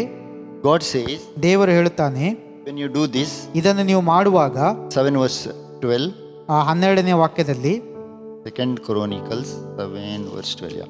It says, then I will hear from heaven and will forgive their sin and heal their land. ಆಗ ನಾನು ಪರಲೋಕದಿಂದ ಲಾಲಿಸಿ ಅವರ ಪಾಪಗಳನ್ನು ಕ್ಷಮಿಸಿ ಅವರ ದೇಶದಲ್ಲಿ ಆರೋಗ್ಯವನ್ನು ದಯಪಾಲಿಸುವೆನು. When we do 4 things, ನಾವು ಈ 4 ಕಾರ್ಯಗಳನ್ನು ಮಾಡುವಾಗ God says, I will do 3 things. ದೇವರು ಹೇಳ್ತಾನೆ, ನಾನು 3 ಸಂಗತಿಗಳನ್ನು ಮಾಡುತ್ತೇನೆ. God says, ಆ ದೇವರು ಹೇಳ್ತಾನೆ, I am going to hear from heaven. ನಾನು ಪರಲೋಕದಿಂದ ಲಾಲಿಸುತ್ತೇನೆ, I am going to forgive their sin ಅವರ ಪಾಪಗಳನ್ನು ಕ್ಷಮಿಸುತ್ತೇನೆ and heal their land. ಮತ್ತು ಅವರ ದೇಶವನ್ನು ಗುಣಪಡಿಸುತ್ತೇನೆ. First of all, he says, ಮೊದಲನೇದಾಗಿ ಆತನು ಹೇಳ್ತಾನೆ, I am going to hear from heaven. ನಾನು ಪರಲೋಕದಿಂದ ಲಾಲಿಸುತ್ತೇನೆ. In 2 Chronicles chapter 7 verse 12 it says, ಎರಡನೇ ಪೂರ್ವಕಾಲ ವೃತ್ತಾಂತ 7ನೇ ಅಧ್ಯಾಯದ 12ನೇ ವಾಕ್ಯ ಹೇಳುತ್ತದೆ. in previous chapter, ಅದರ ಹಿಂದಿನ ಅಧ್ಯಾಯದಲ್ಲಿ in chapter 6, 6ನೇ ಅಧ್ಯಾಯ, Solomon is praying the prayer of dedication. ಸೊಲೊಮೋನನ ಪ್ರತಿಷ್ಠೆಯ ಪ್ರಾರ್ಥನೆಯನ್ನು ಮಾಡುತ್ತಾನೆ. In 7 verse 12 it says, 7:12 ಹೇಳುತ್ತದೆ, the Lord appeared to him at night and said, I have heard your prayer. ಯೆಹೋವನು ಅವನಿಗೆ ರಾತ್ರಿಯಲ್ಲಿ ಪ್ರತ್ಯಕ್ಷನಾಗಿ, ನೀನು ನನಗೆ ಮಾಡಿದ ಪ್ರಾರ್ಥನೆಯನ್ನು ನಾನು ಲಾಲಿಸಿದ್ದೇನೆ. Beloved, our God is a living God. ಪ್ರೇರೆ, ನಮ್ಮ ದೇವರು ಜೀವ ಸ್ವರೂಪನಾದ ದೇವರು. Do you think that he will not answer our prayer? ನಿಮಗೆ ಅನ್ನಿಸುತ್ತದ ಆತನು ನಮ್ಮ ಪ್ರಾರ್ಥನೆಗೆ ಉತ್ತರ ಕೊಡುವುದಿಲ್ಲ ಎಂಬುದಾಗಿ? Isaiah chapter 57 verse 1 and 2 it says, ಯೆಶಾಯ 59:1-2 ಹೇಳುತ್ತದೆ, my ears are not too dull to hear, ನನ್ನ ಕಿವಿ ಕೇಳಲಾರದಷ್ಟು ನನ್ನ ಕಿವಿ ಕಿವುಡಲ್ಲ, my arms are not too short to save you, ನನ್ನ ಕೈಯು ರಕ್ಷಿಸಲಾರದಷ್ಟು ಆ ಒಂದು ಮೋಟುಗೈಯಲ್ಲ, but your iniquities have separated your sin from me. ಆದರೆ ನಿಮ್ಮ ಪಾಪಗಳು ನಿಮ್ಮನ್ನು ನಿಮ್ಮ ದೇವರಿಂದ ದೂರ ಮಾಡುತ್ತಾ ಬಂದಿವೆ. But our God is a living God. ಆದರೆ ನಮ್ಮ ದೇವರು ಜೀವ ಸ್ವರೂಪನಾದ ದೇವರು. He answers our prayer ನಮ್ಮ ಪ್ರಾರ್ಥನೆಗೆ ಉತ್ತರ ಕೊಡುವ ದೇವರು. because he hears every word uttered from our mouth. ಯಾಕಂದರೆ ನಮ್ಮ ಬಾಯಿಂದ ಬರುವ ಪ್ರತಿಯೊಂದು ಮಾತನ್ನು ಆತನು ಕೇಳುವಾತನಾಗಿದ್ದಾನೆ. God hears our prayer ದೇವರು ನಮ್ಮ ಪ್ರಾರ್ಥನೆಯನ್ನು ಕೇಳುತ್ತಾನೆ and God answers every prayer, ಮತ್ತು ದೇವರು ಎಲ್ಲಾ ಪ್ರಾರ್ಥನೆಗಳಿಗೆ ಉತ್ತರ ಕೊಡುತ್ತಾನೆ. and God has called us for the prayer. ಮತ್ತು ದೇವರು ಪ್ರಾರ್ಥನೆಗೆ ನಮ್ಮನ್ನು ಕರೆದಿದ್ದಾನೆ. Bible says, ಬೈಬಲ್ ಹೇಳುತ್ತದೆ, Paul is encouraging his people, ಪೌಲನು ತನ್ನ ಜನರನ್ನು ಉತ್ತೇಜಿಸ್ತಾ ಇದ್ದನು, pray without ceasing. ನೀವು ಎಡೆಬಿಡದೆ ಪ್ರಾರ್ಥಿಸಿರಿ. We have to continuously pray ನಿರಂತರವಾಗಿ ಪ್ರಾರ್ಥಿಸಿರಿ. without ceasing ಯಾವುದೇ ನೀವು ಎಡೆಬಿಡದೆ ಪ್ರಾರ್ಥಿಸಿರಿ. till we get the answer. ಉತ್ತರ ಬರುವವರೆಗೆ ಪ್ರಾರ್ಥಿಸಿರಿ. Secondly, it says, ಎರಡನೇದಾಗಿ ಹೇಳುತ್ತದೆ, I am going to forgive their sin. ನಾನು ಅವರ ಪಾಪಗಳನ್ನು ಕ್ಷಮಿಸುತ್ತೇನೆ. This is a good news for the people. ಇದು ಜನರಿಗೆ ಶುಭವಾರ್ತೆಯಾಗಿದೆ. When God forgives their sin, ದೇವರು ನಮ್ಮ ಪಾಪಗಳನ್ನು ಕ್ಷಮಿಸುವಾಗ it brings healing. ಅದು ಸ್ವಸ್ಥತೆಯನ್ನು ತರುತ್ತದೆ. Isaiah chapter 1 verse 18 it says, Jeshaiah 1:18 ಹೇಳಲ್ಪಟ್ಟಿದೆ, come, let us reason together. ಬನ್ನಿರಿ ವಾದಿಸುವ ಎಂಬುದಾಗಿ. Though your sins are like scarlet, they shall be as white as snow. ನಿಮ್ಮ ಪಾಪಗಳು ಕಿರುಮಂಜಿಯಂತೆ ಕಡು ಕೆಂಪಾಗಿದ್ದರೂ ಕೂಡ ಅವು ಹಿಮದಂತೆ ಬಿಳುಪಾಗುವವು. Though they are red as crimson, they shall be like wool. ಅವು ಕಿರುಮಂಜಿ ಬಣ್ಣವಾಗಿದ್ದರೂ ಉಣ್ಣೆಯಂತೆ ಬೆಳ್ಳಗಾಗುವವು.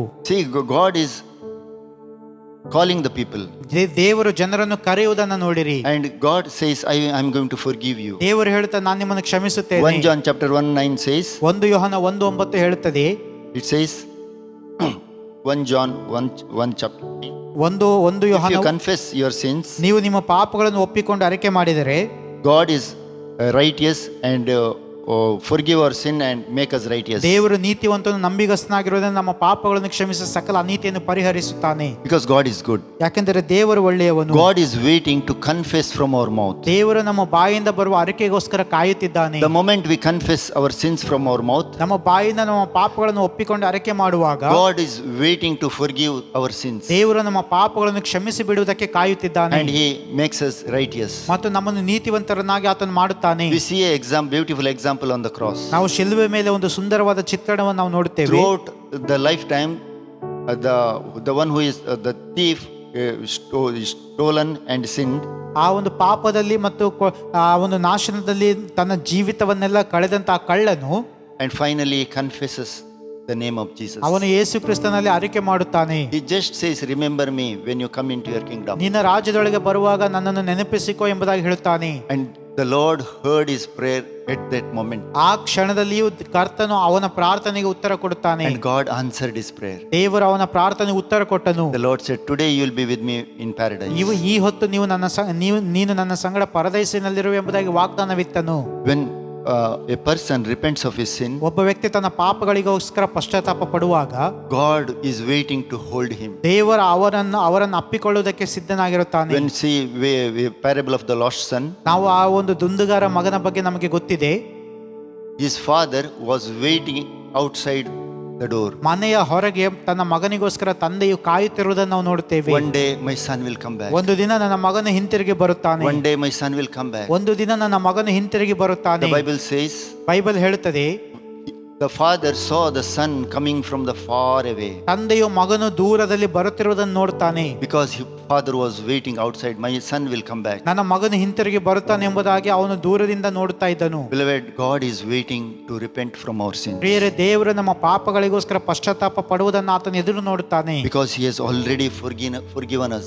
ಯಾಕೆಂದರೆ ನಮ್ಮ ಪಾಪಗಳನ್ನು ಆತನು ಈಗಾಗಲೇ ಕ್ಷಮಿಸಿದ್ದಾನೆ. 2000 years ago he has forgiven all our sins on the cross of 2000 Calvary. ವರ್ಷಗಳ ಹಿಂದೆ ಯೇಸು ಕ್ರಿಸ್ತನಲ್ಲಿ ನಮ್ಮ ಎಲ್ಲ ಪಾಪಗಳನ್ನು ಕ್ಷಮಿಸಿದ್ದಾನೆ. Now he is waiting to confess our sins from our mouth. ಈಗ ನಮ್ಮ ಬಾಯಿಂದ ನಾವು ಅರಕೆ ಮಾಡಿ ಅದನ್ನು ಬಿಡುವುದಕ್ಕೆ ಕಾಯುತ್ತಾ ಇದ್ದಾನೆ. And the moment we confess from our mouth, ನಮ್ಮ ಬಾಯಿಂದ ಒಪ್ಪಿಕೊಂಡು ಅರಿಕೆ ಮಾಡುವಾಗ he anoints us with the Holy Spirit. ಆತ ನಮ್ಮನ್ನು ಪರಿಶುದ್ಧಾತ್ಮನಿಂದ ಅಭಿಷೇಕಿಸುತ್ತಾನೆ. He washes us with precious blood. ತನ್ನ ಅಮೂಲ್ಯ ರಕ್ತದಿಂದ ನಮ್ಮನ್ನು ತೊಳೆದು ಶುದ್ಧೀಕರಿಸ್ತಾನೆ. He wants to make us a new person. ನಮ್ಮನ್ನು ಹೊಸ ವ್ಯಕ್ತಿಯನ್ನಾಗಿ ಆತನು ಮಾಡುತ್ತಾನೆ. The Bible says if anyone is in Christ Jesus, he is a new creation. Bible ಹೇಳ್ತದೆ, ಈಗ ಯಾವನಾದರೂ ಕ್ರಿಸ್ತ ಯೇಸುವಿನಲ್ಲಿದ್ದರೆ ಅವನು ನೂತನ ಸೃಷ್ಟಿ, Old is gone, new has ಹಳೆಯದು come. ಪೂರ್ವ ಸ್ಥಿತಿಯೆಲ್ಲವೂ ಹೋಯಿತು. The Bible says, ಬೈಬಲ್ ಹೇಳ್ತದೆ, the Lord says, I will never remember your sins. ನಿಮ್ಮ ಪಾಪಗಳನ್ನು ನೆನಪಿಗೆ ತರುವುದಿಲ್ಲ ಎಂಬುದಾಗಿ ಹೇಳುತ್ತಾನೆ. I have thrown them east to the west. ನಾನು ಅದನ್ನು ಪೂರ್ವದಿಂದ ಪಶ್ಚಿಮಕ್ಕೆ ಎಷ್ಟು ದೂರವೋ ಅಷ್ಟು ದೂರಕ್ಕೆ ನಾನು I have ಎಸೆದಿದ್ದೇನೆ. buried them in the sea. ಅದನ್ನು ಸಮುದ್ರದಲ್ಲಿ ನಾನು ಅಡಗಿಸಿಟ್ಟಿದ್ದೇನೆ. I have put all your sins at my back. ನನ್ನ ಹಿಂದೆ ಬೆನ್ನಿನ ಹಿಂದೆ ನಿಮ್ಮ ಪಾಪಗಳನ್ನು And ಹಾಕಿದ್ದೇನೆ. I will never remember your sins. ನಿಮ್ಮ ಪಾಪಗಳನ್ನು ಮತ್ತೆಂದು ನೆನಪಿಗೆ ತರುವುದಿಲ್ಲ. Beloved, our God is a good God. ಪ್ರಿಯರೇ, ನಮ್ಮ ದೇವರು ಒಳ್ಳೆಯ ದೇವರು. And he has forgiven all our sins. ನಮ್ಮ ಪಾಪಗಳನ್ನು ಆತನು ಕ್ಷಮಿಸಿದ್ದಾನೆ. And he will never remember our sins. ನಮ್ಮ ಪಾಪಗಳನ್ನು ಆತನು ನೆನಪಿಟ್ಟುಕೊಳ್ಳುವುದಿಲ್ಲ. And he is going to heal our land. ನಮ್ಮ ದೇಶದಲ್ಲಿ ಸ್ವಸ್ಥತೆಯನ್ನು ತರುತ್ತಾನೆ. And today, ಈ ದಿನ we have to experience these things in our lives. ಇವುಗಳನ್ನು ನಮ್ಮ ಜೀವಿತಗಳನ್ನು ನಾವು ಅನುಭವಿಸಬೇಕಾಗಿದೆ. Every time what we do is, ಪ್ರತಿ ಸಲ ನಾವೇನ್ ಮಾಡ್ತೇವೆ, we hear so many messages ಅನೇಕ ಸಂದೇಶಗಳನ್ನು ನಾವು ಕೇಳುತ್ತೇವೆ and give marks for the messages. ಮತ್ತು ಆ ಒಂದು ಸಂದೇಶಗಳಿಗೆ ನಾವು ಮಾರ್ಕ್ ಮಾಡಿ ಇಡ್ತೇವೆ. Mark in the sense 50 marks, 60 marks, 75 marks. ನಾವು ಅದಕ್ಕೆ ಅಂಕಗಳನ್ನು ಕೊಟ್ಟು ಇಡುತ್ತೇವೆ. And those messages we do not apply in your life. ಆದರೆ ಆ ಸಂದೇಶಗಳನ್ನು ನಮ್ಮ ಜೀವಿತಕ್ಕೆ ನಾವು ಅಳವಡಿಸಿಕೊಳ್ಳುವುದಿಲ್ಲ. But when you apply in our lives, ಆದರೆ ನಮ್ಮ ಜೀವಿತದೊಳಗೆ ಅದನ್ನು ಅಳವಡಿಸುವಾಗ it brings transformation in our lives. ಅದು ನಮ್ಮ ಜೀವಿತದಲ್ಲಿ ರೂಪಾಂತರವನ್ನು ತರುತ್ತದೆ. Today I want to tell you, ಈ ದಿನ ನಿಮಗೊಂದು ವಿಷಯ ಹೇಳಲು ಬಯಸ್ತೇನೆ.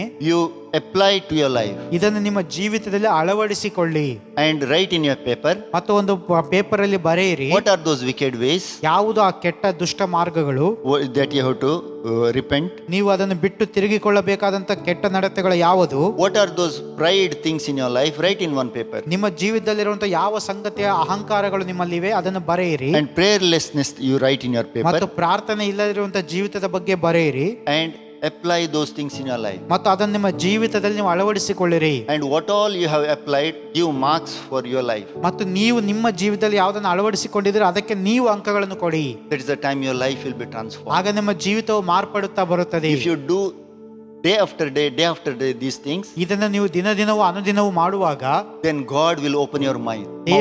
ದೇವರು ನಿಮ್ಮ ಬಾಯನ್ನು ತೆರೆಯ ಮಾಡುತ್ತಾನೆ. Then you will open your mouth to share the gospel to others. ಬೇರೆಯವರೊಂದಿಗೆ ಸುವಾರ್ತೆ ಸಾರುವುದಕ್ಕೆ ನಿಮ್ಮ ಬಾಯಿ ತೆರೆಯಲ್ಪಡುತ್ತದೆ. Because you cannot keep the transformation in your life in a secret place. ಯಾಕೆಂದ್ರೆ ಆ ಬದಲಾಗುತ್ತಿರುವ ರೂಪಾಂತರಗೊಳ್ಳುತ್ತಿರುವ ಸಮಯದಲ್ಲಿ ಆ ಒಂದು ರಹಸ್ಯವನ್ನು, ಆ ಒಂದು ಮಾರ್ಪಾಟನ್ನು ನೀವು ಒಳಗೆ ಇಟ್ಟುಕೊಳ್ಳಲು ಬಚ್ಚಿಟ್ಟುಕೊಳ್ಳಲು ಸಾಧ್ಯವಿಲ್ಲ. The spring of living water has to flow outside. ನಿಮ್ಮ ಮೂಲಕವಾಗಿ ಆ ಜೀವಕರ ಹೊಳೆಗಳು ನಿಮ್ಮ ಮೂಲಕ ಹರಿಯಬೇಕಾಗಿದೆ. The bubbling joy has to come out. ಆ ಒಂದು ಉಕ್ಕುವ ಹೊರತೆಯ ಸಂತೋಷವು ನಿಮ್ಮ ಮೂಲಕ ಬರುತ್ತದೆ. Salvation has to come out from your mouth. ಆ ರಕ್ಷಣೆ ನಿಮ್ಮ ಬಾಯ ಮೂಲಕ ಹೊರಗೆ ಬರುತ್ತದೆ. It comes only when you apply to your life. ಅದನ್ನು ನಿಮ್ಮ ಜೀವಿತದಲ್ಲಿ ಅಳವಡಿಸಿಕೊಳ್ಳುವಾಗ ಮಾತ್ರ ಅದು ನಡೆಯುತ್ತದೆ. Today, as God wants to bring healing to our nation. ಈ ದಿನ ನಮ್ಮ ದೇಶಕ್ಕೆ ದೇವರು ಸ್ವಸ್ಥತೆಯನ್ನು ತರಲು ಬಯಸುತ್ತಾನೆ. Other day, one sister came to my house. ಒಂದು ದಿನ ಒಬ್ಬ ಸಹೋದರಿ ನನ್ನ ಮನೆಗೆ ಬಂದರು. Some 2 days back she came. 2 ದಿನಗಳ ಹಿಂದೆ ಬಂದರು. Some 15 days back we went to visited their house. ಒಂದು 15 ದಿವಸಗಳ ಹಿಂದೆ ನಾವು ಅವರ ಮನೆಗೆ ಹೋಗಿದ್ದೆವು. Somebody told us that she is not well. ಅವರಿಗೆ ಅನಾರೋಗ್ಯವಿದೆ ಎಂಬುದಾಗಿ ಯಾರೋ ಹೇಳಿದರು. And when we were talking in their house, she said she had some spinal cord pain. ಅವರ ಮನೆಯಲ್ಲಿ ಮಾತಾಡುವಾಗ ಅವರು ಹೇಳಿದ್ರು ಸ್ಪೈನಲ್ ಕಾರ್ಡ್ ಅಲ್ಲಿ ನೋವಿದೆ ಎಂಬುದಾಗಿ. And she cannot bend like this. ಆಕೆ ಬೆಂಡ್ ಆಗಲು ಆಗುವುದಿಲ್ಲ ಎಂಬುದಾಗಿ ಹೇಳಿದಳು. If she suppose by force she bends, she has to sit for 1 hour. ಆಕೆ ಒಂದು ವೇಳೆ ಆ ಒತ್ತಡ ಹಾಕಿ ಬಾಗಿದರೆ ಆಕೆ ತುಂಬಾ ಹೊತ್ತು 1 ಗಂಟೆವರೆಗೂ ಕುಳಿತುಕೊಳ್ಳಲೇ ಇರಬೇಕು. She went to the doctor ಆಕೆ ಡಾಕ್ಟರ್ ಬಳಿಗೆ ಹೋದಳು. and doctor said we have to make a MRI scan. MRI scan ಮಾಡಬೇಕೆಂಬುದಾಗಿ ಡಾಕ್ಟರ್ ಹೇಳಿದರು. It takes some more than 5,000 rupees. 5,000ಕ್ಕಿಂತ ಹೆಚ್ಚು ಖರ್ಚಾಗುತ್ತದೆ. She was a poor woman. ಆಕೆ ಒಬ್ಬ ಬಡ ಮಹಿಳೆ. She said, I will not do the MRI. Please pray for us. ನನಗೆ ಮಾಡಲು ಆಗುವುದಿಲ್ಲ, ನನಗೋಸ್ಕರ ಪ್ರಾರ್ಥಿಸಿರಿ ಎಂಬುದಾಗಿ That day ಹೇಳಿದರು. we prayed for her and came back. ಆದ ಪ್ರಾರ್ಥಿಸಿ ನಾವು ಹಿಂತಿರುಗಿ ಬಂದೆವು. When she came 2 days back to our house, 2 ದಿವಸಗಳ ಹಿಂದೆ ನಮ್ಮ ಮನೆಗೆ ಆಕೆ ಬರುವಾಗ she was in tears. ಆಕೆ ಅಳುತ್ತಾ ಇದ್ದಳು. And she said, ಆಕೆ ಹೇಳಿದಳು, after that day you prayed, ನೀವು ಪ್ರಾರ್ಥಿಸಿದ ಆ ದಿನ ಮೊದಲುಗೊಂಡು God had healed me. ದೇವರು ನನ್ನನ್ನು There ಗುಣಪಡಿಸಿದನು. is no pain at all in my body. ಈಗ ನನ್ನ ದೇಹದಲ್ಲಿ ಆ ನೋವಿಲ್ಲ. And she was glorifying God. ದೇವರನ್ನ ಮಹಿಮೆ ಪಡಿಸ್ತಾ ಇದ್ದಳು. Beloved, ಪ್ರಿಯರೇ, God has chosen you and me. ದೇವರು ನಿನ್ನನ್ನು ನನ್ನನ್ನು ಆರಿಸಿದ್ದಾನೆ. We believe that God brings healing. ದೇವರು ಸ್ವಸ್ಥತೆಯನ್ನು ತರುತ್ತಾನೆಂಬುದಾಗಿ ನಾವು ನಂಬುತ್ತೇವೆ. And we know God personally. We have relationship with Him. ನಾವು ದೇವರನ್ನ ವೈಯಕ್ತಿಕವಾಗಿ ತಿಳಿದುಕೊಂಡಿದ್ದೇವೆ. ನಮಗೆ ಆ ಒಂದು ವೈಯಕ್ತಿಕ ಸಂಬಂಧವಿದೆ. When God calls us my own people, ದೇವರು ನಮ್ಮನ್ನು ತನ್ನ ಸ್ವಂತ ಜನರೆಂಬುದಾಗಿ ಕರೆಯುವಾಗ, God calls by my name. ತನ್ನ ಹೆಸರಿನಿಂದ ನಮ್ಮನ್ನು ಕರೆಯುವಾಗ, Let God be glorified through our lives. ದೇವರು ನಮ್ಮ ಜೀವಿತಗಳ ಮೂಲಕ ಆತನು ಮಹಿಮೆ How ಹೊಂದಲಿ. God is glorified through our lives. ಹೇಗೆ ದೇವರು ನಮ್ಮ ಮೂಲಕ ಮಹಿಮೆ ಹೊಂದುತ್ತಾನೆ. When a opportunity comes to us, ನಮಗೆ ಅವಕಾಶಗಳು ಬರುವಾಗ let us speak His name. ಆತನ ಹೆಸರನ್ನು ಕುರಿತು ಮಾತಾಡೋಣ. Let us pray for the people. ಜನರಿಗೋಸ್ಕರ ನಾವು ಆತನ ಹೆಸರಿನಲ್ಲಿ ಪ್ರಾರ್ಥಿಸೋಣ. God meets the needs of the people. ದೇವರು ಜನರ ಅಗತ್ಯತೆಗಳನ್ನು ಆತನು ಪೂರೈಸುತ್ತಾನೆ And God is glorified. ಮತ್ತು ದೇವರು ಮಹಿಮೆ For ಹೊಂದುತ್ತಾನೆ. that very reason God has chosen us. ಅದಕ್ಕೋಸ್ಕರವೇ ದೇವರು ನಮ್ಮನ್ನು And ಆರಿಸಿಕೊಂಡಿದ್ದಾನೆ. we are going to be here for a short period on this earth. ಈ ಲೋಕದಲ್ಲಿ ನಾವು ಸ್ವಲ್ಪ ಸಮಯಕ್ಕೋಸ್ಕರ ಇದ್ದೇವೆ. These pandemic have come ಈ ಒಂದು ಸಾಂಕ್ರಾಮಿಕ ರೋಗ ಹರಡುತ್ತಿರುವಾಗ and all people know that this earth is going to sustain for a short period. ಈ ಭೂಮಿ ಸ್ವಲ್ಪ ಸಮಯ ಮಾತ್ರ ಇರುತ್ತೆ ಎಂಬುದಾಗಿ ಎಲ್ಲರಿಗೂ ಗೊತ್ತಿದೆ. Even the scientists say that the day of doom is coming. ವಿಜ್ಞಾನಿಗಳು ಕೂಡ ಹೇಳ್ತಾರೆ ನಾಶನ ದಿನ ಸಮೀಪವಾಗುತ್ತಿದೆ ಎಂಬುದಾಗಿ. All the governments under loss. ಮತ್ತು ಎಲ್ಲ ಸರ್ಕಾರಗಳು ಅದು ನಷ್ಟದಲ್ಲಿವೆ. All the leaders of the world are looking for a person who can lead this world. ಈ ಒಂದು ಲೋಕವನ್ನ ನಡೆಸಲು ಸೂಕ್ತ ನಾಯಕರು ಯಾರು ಎಂಬುದಾಗಿ ಜಗತ್ತಿನಾದ್ಯಂತ ಎಲ್ಲ ನಾಯಕರುಗಳು ನೋಡುತ್ತಿದ್ದಾರೆ. Because every government is failing today ಯಾಕಂದ್ರೆ ಎಲ್ಲ ಸರ್ಕಾರಗಳು ಕೂಡ ಸೋತು ಹೋಗುತ್ತಾ ಇವೆ. because of no funds ಯಾಕೆಂದರೆ ಹಣಕಾಸಿನ ಒಂದು ಫಂಡ್ ಇಲ್ಲ and because of this pandemic. ಮತ್ತು ಸಾಂಕ್ರಾಮಿಕ ಹರಡುತ್ತಿದೆ. They are looking out for a person who is able person who is looking after this world. ಈ ಲೋಕವನ್ನು ಕಾಯುವುದಕ್ಕೆ ಶಕ್ತನು ಯಾರು ಎಂಬುದಾಗಿ ಎಲ್ಲರೂ ನೋಡುತ್ತಿದ್ದಾರೆ. And the Bible says ಮತ್ತು ಬೈಬಲ್ ಹೇಳುತ್ತದೆ the Antichrist is going to come. ಅಂತ್ಯ ಕ್ರಿಸ್ತನು ಬೇಗನೆ ಬರುತ್ತಾನೆ. Beloved, God has chosen you and me. ಬೇರೆ ದೇವರು ನನ್ನನ್ನು ನಿನ್ನನ್ನು And ಆರಿಸಿಕೊಂಡಿದ್ದಾನೆ. God wants to heal this land. ದೇವರು ಈ ದೇಶಕ್ಕೆ ಆರೋಗ್ಯವನ್ನು ನೀಡಲು God wants to ಬಯಸುತ್ತಾನೆ. heal pestilences. ಆ ಒಂದು ಘೋರ ವ್ಯಾಧಿಗಳನ್ನು ದೇವರು ಗುಣಪಡಿಸಲು ಬಯಸುತ್ತಾನೆ. God wants to make our life fruitful. ನಮ್ಮ ಜೀವಿತವನ್ನು ಆತನು ಫಲಭರಿತವನ್ನಾಗಿ ಮಾಡಲು God ಬಯಸುತ್ತಾನೆ. wants to take away every barrenness from our lives. ದೇವರು ನಮ್ಮ ಜೀವಿತದಿಂದ ಎಲ್ಲ ವಿಧವಾದ ಬಂಜತನವನ್ನು ತೆಗೆದುಹಾಕಲು ಬಯಸುತ್ತಾನೆ. God wants to build the broken relationships. ಮುರಿಯಲ್ಪಟ್ಟ ಸಂಬಂಧಗಳನ್ನು ಸರಿಪಡಿಸಲು ದೇವರು ಬಯಸುತ್ತಾನೆ. When I speak about broken relationship, ಮುರಿಯಲ್ಪಟ್ಟ ಸಂಬಂಧ ಎಂಬುದಾಗಿ ನಾನು ಹೇಳುವಾಗ check your family life. ನಿಮ್ಮ ಕುಟುಂಬ ಜೀವಿತವನ್ನು ಗಮನಿಸಿರಿ. Jesus Christ came to this earth ಯೇಸು ಕ್ರಿಸ್ತನು ಈ ಲೋಕಕ್ಕೆ ಇಳಿದು ಬಂದನು to build the families. ಕುಟುಂಬಗಳನ್ನು ಕಟ್ಟುವುದಕ್ಕೆ. Because what is church is a family. ಯಾಕೆಂದರೆ ಸಭೆ ಎನ್ನುವಂಥದ್ದು ಒಂದು ಕುಟುಂಬವಾಗಿದೆ. God and His children. ದೇವರು ಮತ್ತು ಆತನ ಮಕ್ಕಳು. Enemy comes to steal, kill and covet and to destroy. ವೈರಿಯು ಬರುವುದು ಆತನು ಕೊಲ್ಲುವುದಕ್ಕೂ ನಾಶ ಮಾಡುವುದಕ್ಕೂ ಹಾಳು ಮಾಡುವುದಕ್ಕೂ ಬರುತ್ತಾನೆ. Jesus said, I have come to give life, abundant life. ಆದರೆ ಯೇಸು ಕ್ರಿಸ್ತನು ಹೇಳಿದ ನಾನು ಬಂದದ್ದಾದರೂ ಜೀವವನ್ನು ಸಮೃದ್ಧಿಯಾಗಿ ಕೊಡುವುದಕ್ಕೆ. See, God wants to restore your life. ದೇವರು ನಿಮ್ಮ ಜೀವಿತವನ್ನು ಪುನಃಸ್ಥಾಪಿಸಲು ಬಯಸುತ್ತಾನೆ. God wants to restore and bring a revival. ದೇವರು ನಿಮ್ಮನ್ನು ಪುನಃಸ್ಥಾಪಿಸಿ ಉಜ್ಜೀವನವನ್ನು ತರಲು ಬಯಸುತ್ತಾನೆ. This morning, as I said, ಈ ಮುಂಜಾನೆಯಲ್ಲಿ ನಾನು ಹೇಳಿದ ಹಾಗೆ do not give marks for the messages, ಈ ಸಂದೇಶಕ್ಕೆ ನೀವು ಅಂಕಗಳನ್ನು ಕೊಡುವ ಅವಶ್ಯಕತೆ ಇಲ್ಲ. but apply this message in your life. ಆದರೆ ನಿಮ್ಮ ಜೀವಿತದಲ್ಲಿ ಅದನ್ನು ಅಳವಡಿಸಿಕೊಳ್ಳಿರಿ. Forsake your wicked ways. ನಿಮ್ಮ ದುಷ್ಟತನಗಳನ್ನು ಬಿಟ್ಟು ಬಿಡಿರಿ. Seek His face. ಆತನ ಮುಖದರ್ಶನವನ್ನು ಬಯಸಿರಿ. Repent from your sin ನಿಮ್ಮ ಪಾಪಗಳಿಂದ ನೀವು ತಿರುಗಿಕೊಳ್ಳಿರಿ and pray to God. ಮತ್ತು ದೇವರಲ್ಲಿ ಪ್ರಾರ್ಥಿಸಿರಿ. And God is going to hear your prayer. ದೇವರು ನಿಮ್ಮ ಪ್ರಾರ್ಥನೆಗೆ ಉತ್ತರ ಕೊಡ್ತಾನೆ. Heal your land. ನಿಮ್ಮ ದೇಶವನ್ನು ಆಶೀರ್ವದಿಸ್ತಾನೆ Bring revival. ಮತ್ತು ಉಜ್ಜೀವನವನ್ನು ಸ್ವಸ್ಥತೆಯನ್ನು ತರುತ್ತಾನೆ. So today we are going to come back to Him. ಆತನ ಬಳಿಗೆ ನಾವು ಈ ದಿನ ಹಿಂತಿರುಗಿ ಬರೋಣ. What we have heard, we are going to put that in practice. ನಾವು ಕೇಳಿದಂತ ಸಂಗತಿಗಳನ್ನು ನಾವು ಅದನ್ನು ಅಳವಡಿಸಿಕೊಳ್ಳೋಣ, ಅಭ್ಯಾಸಕ್ಕೆ ತರೋಣ. We are going to search our hearts. ನಮ್ಮ ಹೃದಯಗಳನ್ನು ಪರೀಕ್ಷಿಸೋಣ. We are going to repent from our wicked ways. ನಮ್ಮ ದುಷ್ಟ ಕಾರ್ಯಗಳಿಂದ ನಮ್ಮನ್ನು ನಾವು ಅದನ್ನು ಬಿಟ್ಟು ತಿರುಗಿಕೊಳ್ಳುವ. And we are going to humble ourselves. ನಮ್ಮನ್ನು ತಗ್ಗಿಸಿಕೊಳ್ಳೋಣ. We are going to ask, Lord, take away every pride from my life. ದೇವರೇ, ನನ್ನ ಜೀವಿತದ ಎಲ್ಲ ಅಹಂಕಾರಗಳನ್ನು ಮುರಿದು ಹಾಕು, ತೆಗೆದು ಹಾಕು ಎಂಬುದಾಗಿ ಪ್ರಾರ್ಥಿಸೋಣ. Search my heart and you know me. ನಮ್ಮ ಹೃದಯಗಳನ್ನು ದೇವರನ್ನು ನೀನು ಬಲ್ಲಾತನಾಗಿದ್ದಿ, ನಮ್ಮನ್ನು ಹುಡುಕು. Lord, give me the attitude of Christ Jesus. ಕ್ರಿಸ್ತ ಯೇಸುವಿನಲ್ಲಿದ್ದಂಥ ಅದೇ ಮನಸ್ಸನ್ನು, ಮನೋಭಾವನೆ ನಮಗೆ ಕೊಡು ದೇವರೇ. Lord, let us pray that, Lord, I want to seek your face. ಈ ಸಮಯದಲ್ಲಿ ನಾವು ಪ್ರಾರ್ಥನೆ ಮಾಡೋಣ. ದೇವರೇ, ನಿನ್ನ ಮುಖ ದರ್ಶನವನ್ನು ನಾನು ಬಯಸ್ತೇನೆ. Let the breath be my prayer. ದೇವರೇ, ಆ ಪ್ರಾರ್ಥನೆಯು ನನ್ನ ಉಸಿರಾಗಿರಲಿ. And every in area of my life, I want to experience healing. ನನ್ನ ಜೀವಿತದ ಎಲ್ಲಾ ಕ್ಷೇತ್ರಗಳಲ್ಲಿ ಸ್ವಸ್ಥತೆ ನಾನು ಎದುರು ನೋಡುತ್ತೇನೆ ದೇವರೇ. And as I commit and dedicate my life to you, ನನ್ನನ್ನೇ ನಾನು ನಿನಗೆ ಸಮರ್ಪಿಸಿ ಮತ್ತೊಮ್ಮೆ ಪ್ರತಿಷ್ಠೆಪಡಿಸುವಾಗ I ದೇವರೇ, want to see the healing come in our nation. ನಮ್ಮ ದೇಶದಲ್ಲಿ ಆ ಸ್ವಸ್ಥತೆ ಉಂಟಾಗಲಿ ದೇವರೇ. May God bless you. ದೇವರೇ ನಿಮ್ಮನ್ನು ಆಶೀರ್ವದಿಸಲಿ. Amen. ಆಮೆನ್. ಪ್ರಾರ್ಥನೆ ಮಾಡಿಕೊಳ್ಳೋಣ. ಪರಲೋಕದ ತಂದೆ, ನಿನಗೆ ಸ್ತೋತ್ರವನ್ನು ಸಲ್ಲಿಸ್ತೇವೆ ಸ್ವಾಮಿ. ಈ ಸಮಯದಲ್ಲಿ ನಿನ್ನ ಸೇವಕನ ಮೂಲಕ ನಮ್ಮ ಸಂಗಡ ಮಾತನಾಡಿದ್ದಿ ಸ್ವಾಮಿ. ಹೌದು ಕರ್ತನೆ, ದೇವರೇ, ನಾವು ಪ್ರಾರ್ಥಿಸುವವರಾಗಿದ್ದೇವೆ. ನಮ್ಮನ್ನು ನಾವು ನಿನ್ನ ಕಡೆಗೆ ತಿರುಗಿಕೊಳ್ಳಲು ಬಯಸುತ್ತೇವೆ. ನಮ್ಮ ಕೆಟ್ಟ ನಡತೆಯನ್ನು ಬಿಟ್ಟು ನಿನ್ನ ಕಡೆಗೆ ತಿರುಗಿಕೊಳ್ಳಲು ನಾವು ಬಯಸುವವರಾಗಿದ್ದೇವೆ ಸ್ವಾಮಿ. ದೇವರೇ, ನೀನು ಮಾತಾಡಿದ ವಾಕ್ಯಗಳ ಪ್ರಕಾರವೇ ನಮ್ಮ ಜೀವಿತಗಳಲ್ಲಿರುವಂಥ ಎಲ್ಲ ಕೆಟ್ಟ ಕಾರ್ಯಗಳನ್ನು ತೆಗೆದು ಹಾಕುವುದಕ್ಕೆ ಸಹಾಯ ಮಾಡೆಂಬುದಾಗಿ ನಾವು ಪ್ರಾರ್ಥಿಸ್ತೇವೆ ಕರ್ತನೆ. ನಮ್ಮನ್ನು ನಾವು ತಗ್ಗಿಸಿಕೊಳ್ಳುವುದಕ್ಕೆ ಸಹಾಯ ಮಾಡು ದೇವರೇ. ದೇವರೇ, ನಿನ್ನ ಕಡೆಗೆ ನಾವು ತಿರುಗಿಕೊಂಡು ಕರ್ತನೆ, ನಮ್ಮನ್ನು ನಾವು ತಗ್ಗಿಸಿಕೊಂಡು ಕರ್ತನೆ, ನಿನ್ನ ಮುಖದರ್ಶನವನ್ನು ಬಯಸುವುದಕ್ಕೆ ಸಹಾಯ ಮಾಡೆಂಬುದಾಗಿ ನಾವು ಪ್ರಾರ್ಥಿಸುವವರಾಗಿದ್ದೇವೆ.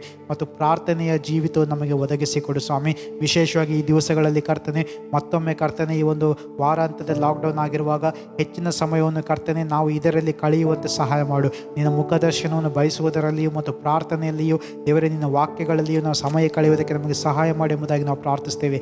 ನಮ್ಮ ದೇಶದಲ್ಲಿ ನೀನು ಸ್ವಸ್ಥತೆಯನ್ನು ತರುವುದಕ್ಕೆ ದೇವರೇ ನಾವು ಅಡ್ಡಿಯಾಗಿ ಇರಬಾರದು ಕರ್ತನೆ. ನಿನ್ನ ಕೃಪೆಯನ್ನು ಒದಗಿಸಿಕೊಡು ಎಂಬುದಾಗಿ ನಾವು ಪ್ರಾರ್ಥಿಸ್ತೇವೆ ದೇವರೇ. ಈ ಒಂದು ವಾಕ್ಯಗಳನ್ನು ಕೇಳುವಂಥ ಪ್ರತಿಯೊಬ್ಬರ ಜೀವಿತಗಳಲ್ಲಿ ಈ ವಾಕ್ಯಗಳು 30, 60, 100ರಷ್ಟು ಕಾರ್ಯವನ್ನು ಉಂಟು ಮಾಡಲಿ ದೇವರೇ.